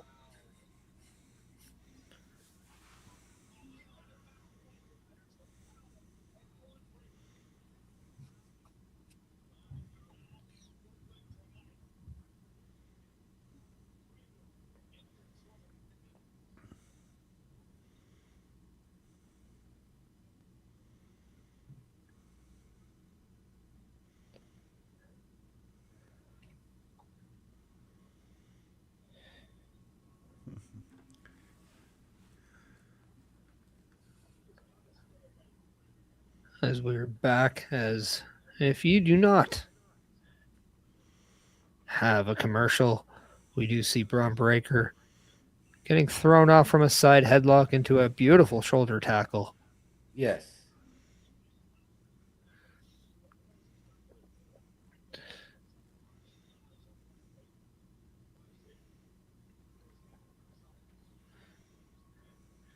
Now, even though Bron Breakker is a son of a Hall of Famer, he is a generational wrestler. CM Punk is a student of the game. Yes. He has been around the block, whether it's from the original version of Ring of Honor, whether it is TNA, whether it is WWE, or even AEW. He has been there, done that. He has been around so many different eras. His knowledge for the business is second to none. Yes. He has to use that experience to defeat Bron Breakker, because Bron Breakker has just about every other skill there. He has the power. He has the speed. He has the agility. Yes.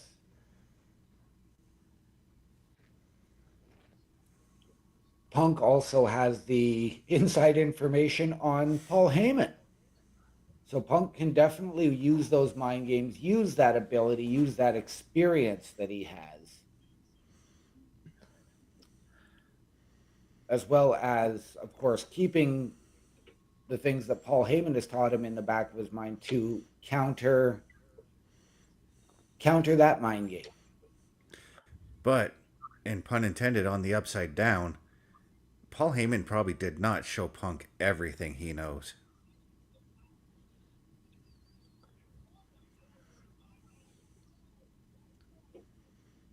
But who's to say Heyman knows everything Punk knows?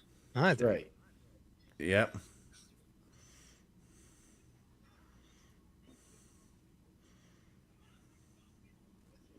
I think that the longer this match goes, the more it's going to favor Bron Breakker. This is one that Punk has to end quickly, because this is your youth versus age. And Braun's going to have just that little bit more cardio to go a little bit longer. To me, that all determines on the pace of this match. If it continues to be the hard-hitting, fast-paced, yeah, I do think it could help Bron Breakker. But just like we were asking before December 13th of when was the last time John Cena tapped out, when was the last time we've seen CM Punk give up? I honestly can't think of a time where I have seen that. No, I have. It was called the UFC. Did it twice. But in the wrestling ring, I mean, come on. Everybody else gets that shot. Might as well. But when it comes down to the heart, when it comes down to that fighting spirit, when it comes down to that stubbornness, that's where CM Punk is truly different. Yes. I don't know if Braun Breaker can make CM Punk give up.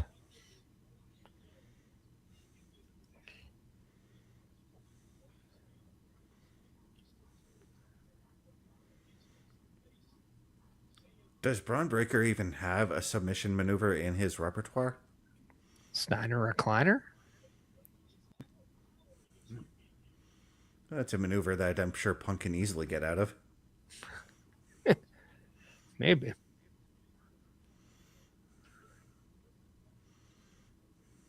Braun Breaker using those crossface swipes there on Punk.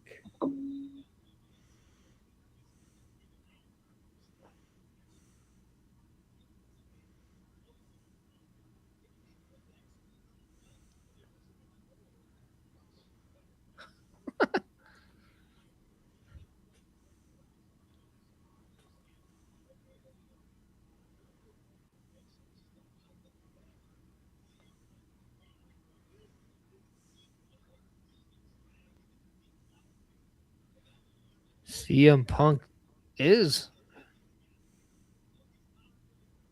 looking a little weary right now, but you can definitely tell Braun Breaker is the one thing he's not doing in this match, and that is continuing the pressure. He does take too much time in between moves and holds to allow CM Punk more time. Right. If he wants to finish off CM Punk, he needs to minimize that in between time he wastes. He does, but to Braun's credit, he is not there placating and patronizing the crowd. No, I feel this is more internal. I don't think anything Braun Breaker is saying is directed to the fans. I think this is him trying to motivate himself. Yeah, I mean, this is the biggest match of his career. The question is, does Braun Breaker truly believe in the moment that he's better than the best in the world?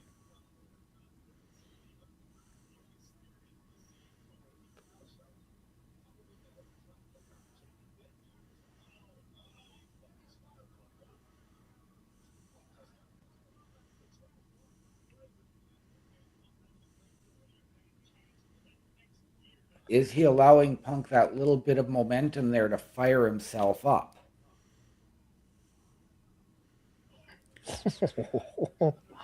When we saw Bronson Reed getting ready for the match in the locker room earlier, Braun Breaker, was Bronson Reed there? Yes. Okay. Yeah, everyone in the Vision was there.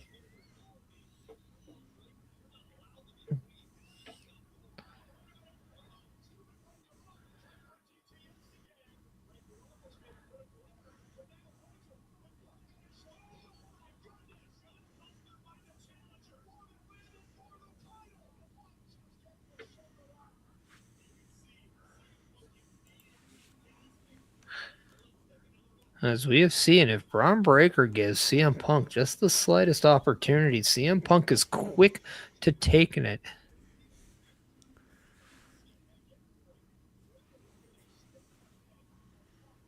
Punk now being dumped outside the ring.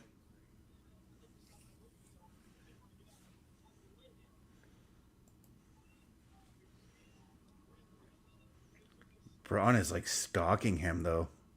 But is he taking too much time?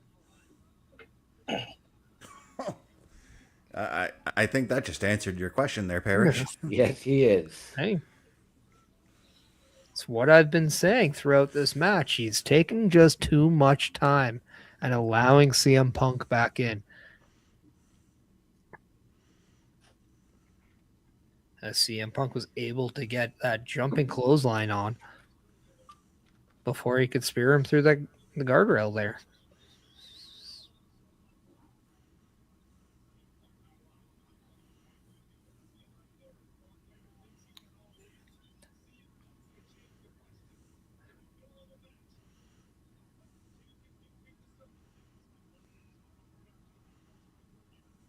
Punk using that guardrail as a launching pad to hit a clothesline on the outside.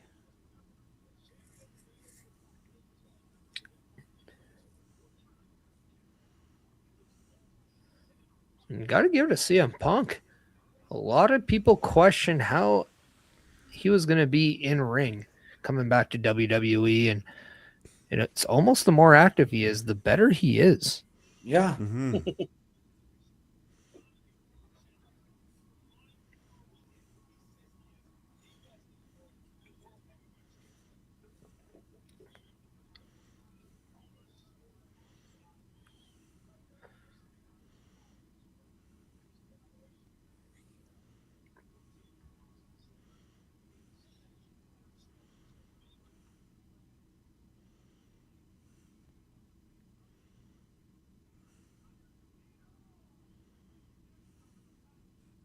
Nice counter there from Braun Breaker as he catches that running bulldog and dumps Punk into the corner.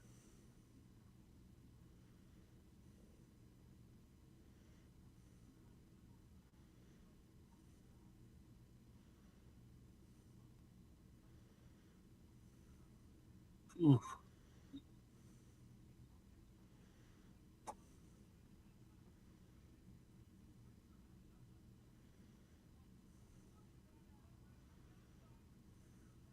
And then a beautiful standing moonsault from Breaker as well.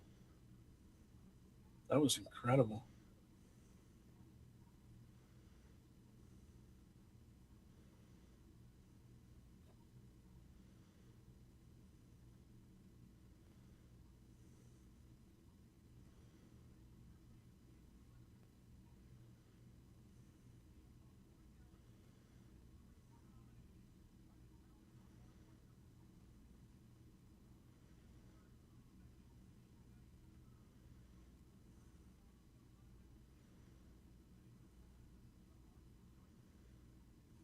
Uh-oh. Oh, he screwed it up. Yeah,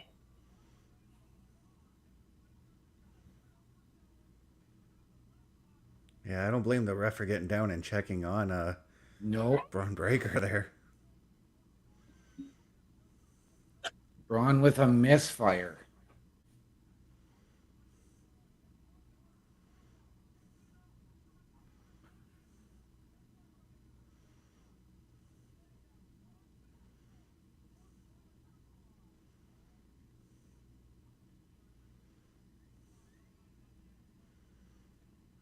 That's crazy.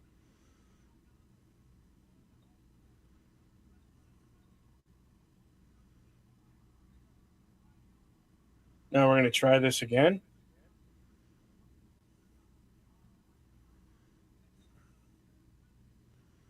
Maybe.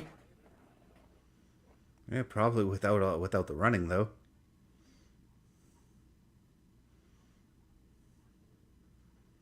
Or maybe with the running.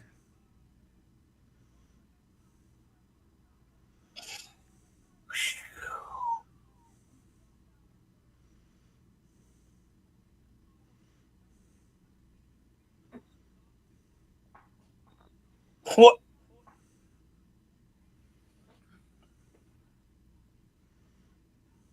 As Braun Breaker clutching his side. Oh, that's what that is. I got stuck to Punk. Oh. That's funny.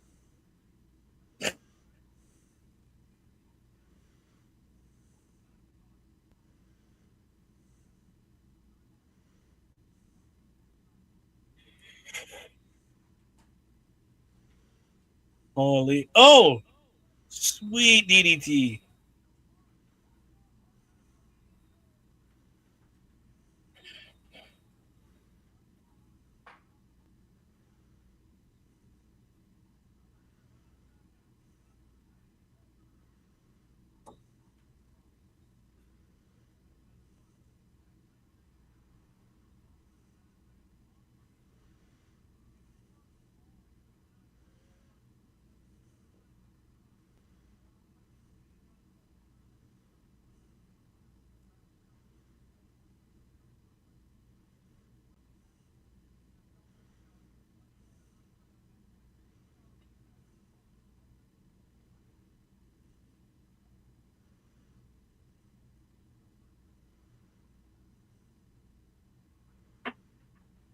Mm.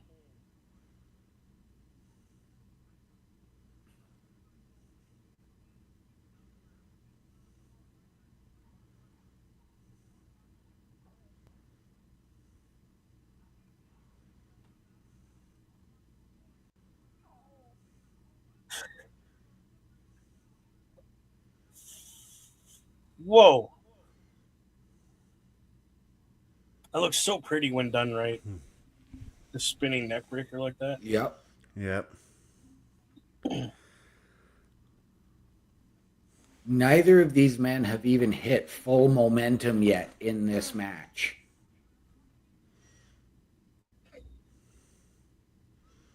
Oh, this is not going well. I was going to say, well, they best be doing it soon because we're getting close to the end of the show here.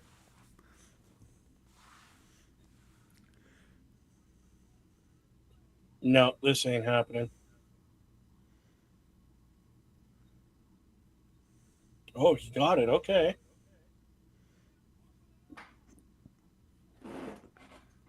I don't think he's. I don't think I've ever seen Punk ever miss his Macho Man elbow drop. No.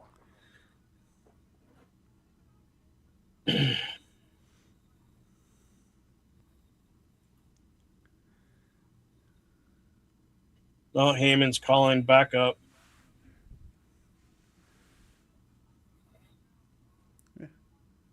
There's Bronson Reed and Logan Paul. And Theory.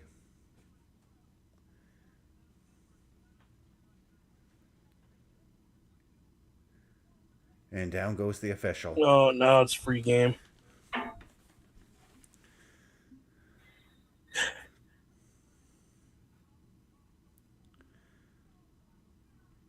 Theory with that curb stomp. Yep. Oh, the referee back in right away. But Punk kicking out.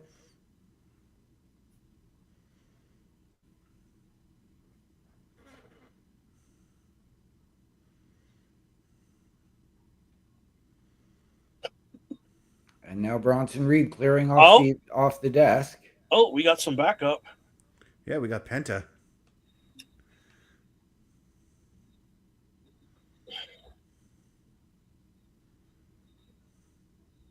Oh, it's Dragon Lee. Oh, there's Penta. Oh, there's Rey Mysterio. You always let the small guy go against the big guy. What's wrong with you? Oh, nice DDT. Well, I think they knew that that was going to happen, so that's why they let Ray go after him. Makes sense now. Should have just, kept quiet and watched. Yeah. But Ray's looking like he's in phenomenal shape right now. Holy. well, I see a 6-man tag coming out of this. I do too.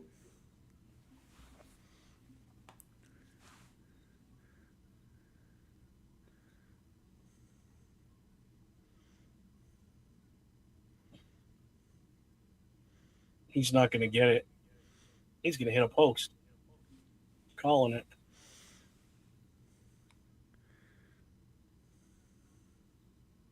Go to sleep. Hey.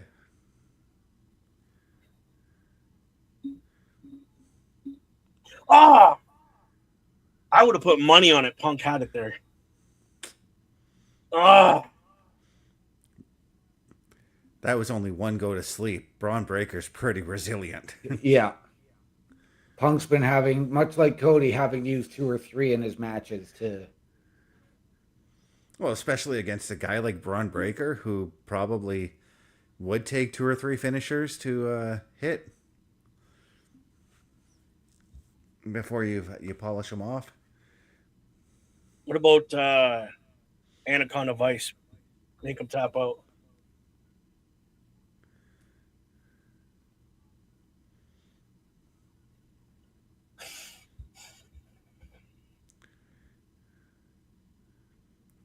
Or the pile driver.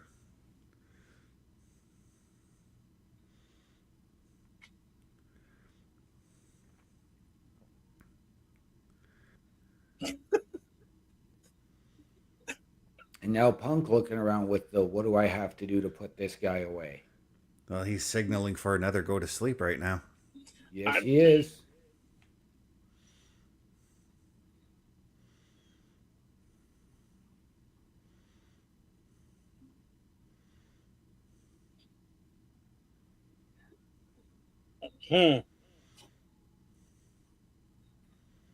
Oh, and the armbar from Braun Breakker.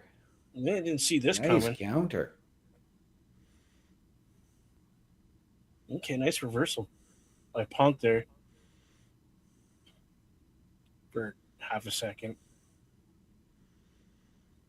I was going to say, wait, are we going to get the same finish that we got with MAXXINE? I hope not. And I'm not saying like Braun uses the ropes. It's the fact that there was a submission still There's locked. the Anaconda Vice. Yeah. There was a submission locked in on that finish that MAXXINE could have let go. Or hopefully could have tried to let go.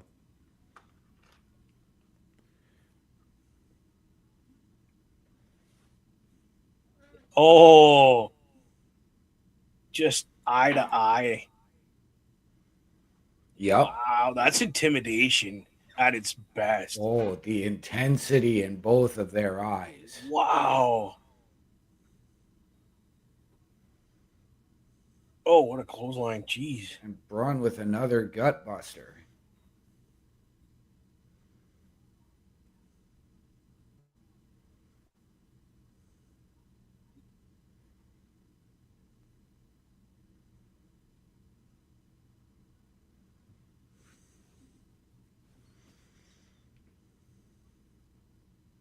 Oh, is he going to try this? For real? He's going to try to put Punk to sleep. Yes, he is. It's pretty well the only way you're going to really get Punk to give up that title at this point.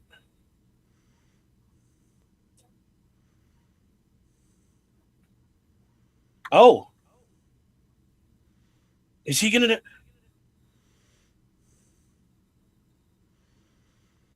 Shades of John Cena. Nice. That's right into that STF. Yeah. Something's got to happen to stop Breakker from tapping. Come on, Punk, lock that in tighter, man. Look at the pure power on Breakker, just crawling. Wow. You really forget how tough this kid is until he does something like that. Just crawls in that move from the middle of the ring to the rope.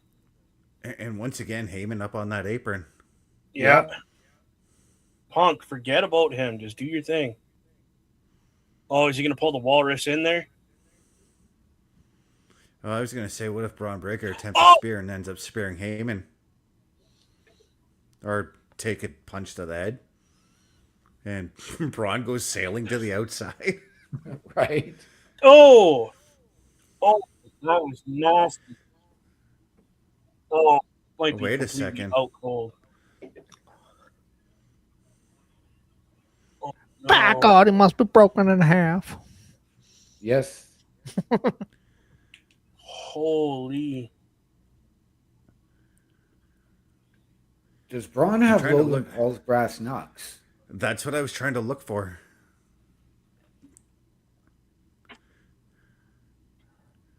I don't see them on him. Well, he might have taken them off in between then, but... He does not have them on. But is he looking for that clothesline over the announce table? Get right.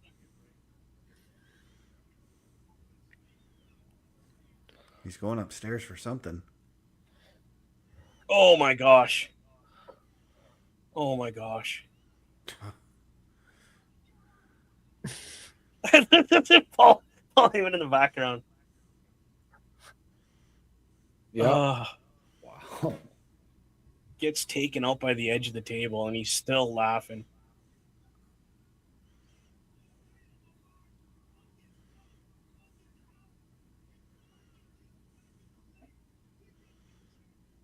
Look at Punk got hit so hard he blew his shoe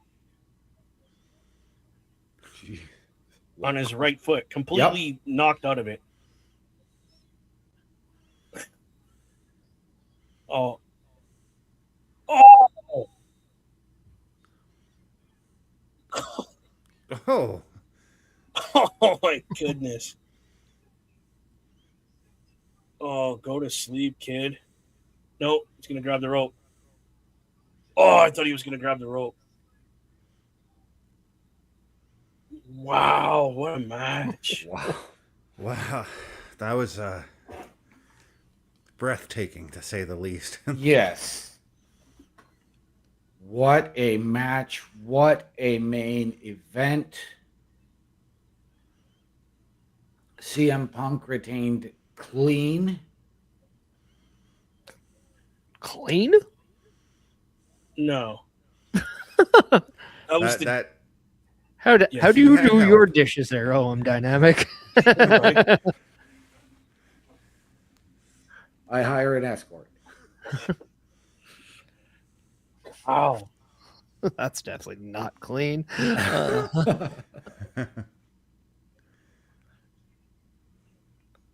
But what is that didn't work.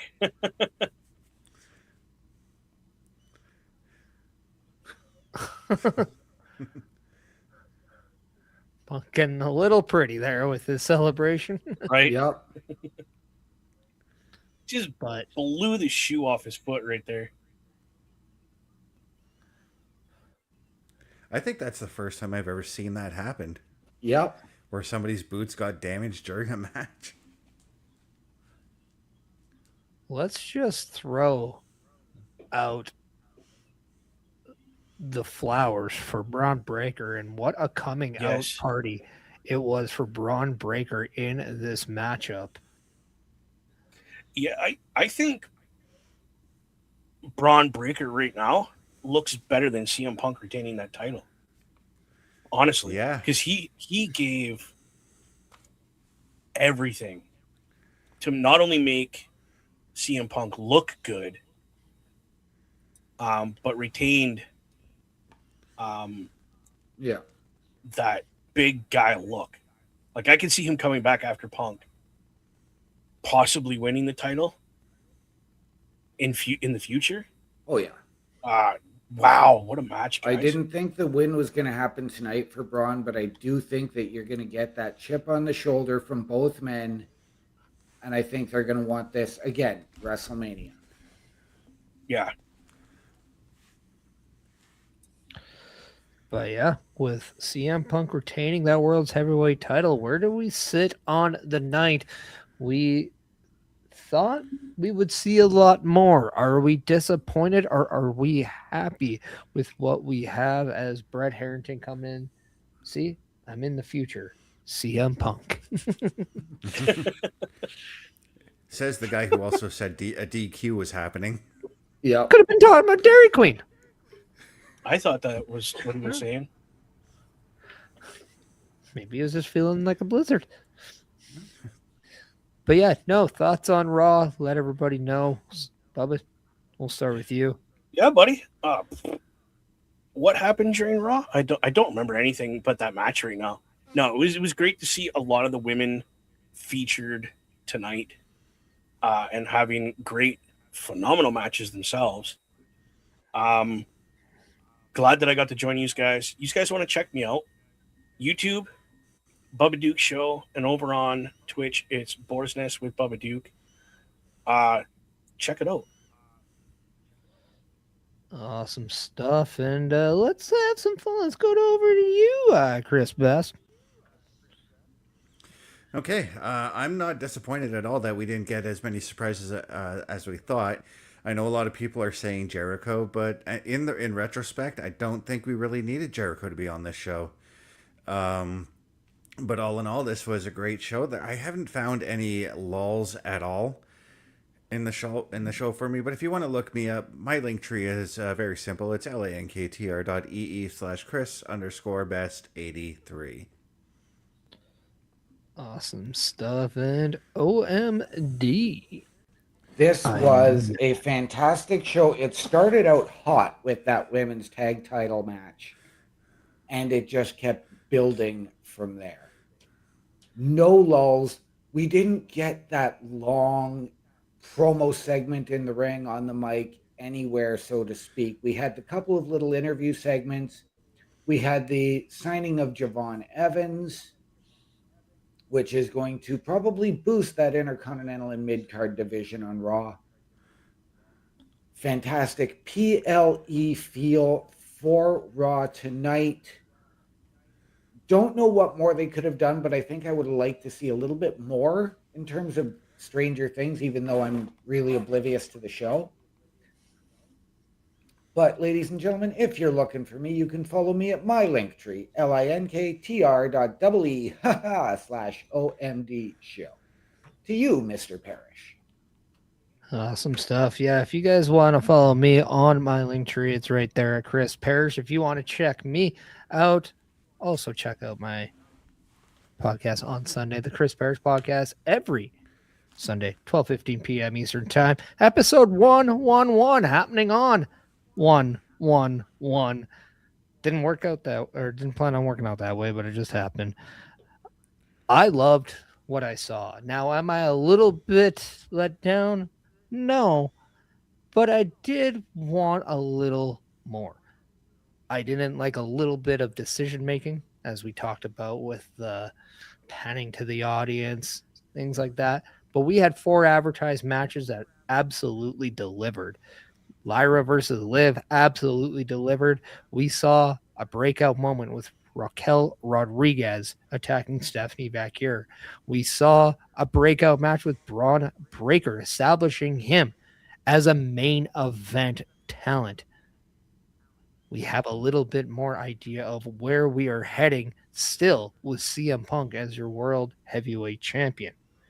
I think what we did get was a great starting point, and I'm very curious to see what more is to happen. I do want to let everybody know that we are already set for next week on the Raw Patrol, as we will get a beautiful show called Generally Speaking, as you can see with this beautiful graphic right here. But we all know that this was a different one. Strap in and chill.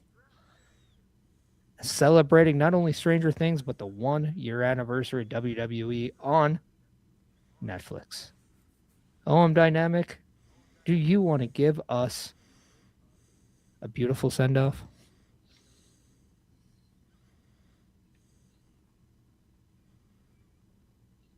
You are muted, man. Ladies and gentlemen, always remember, the world is better with you in it. From all of us here at Turnbuckle Studios and the Turnbuckle Affiliation Program, to those of you out there wherever you are, good night, good luck, we out.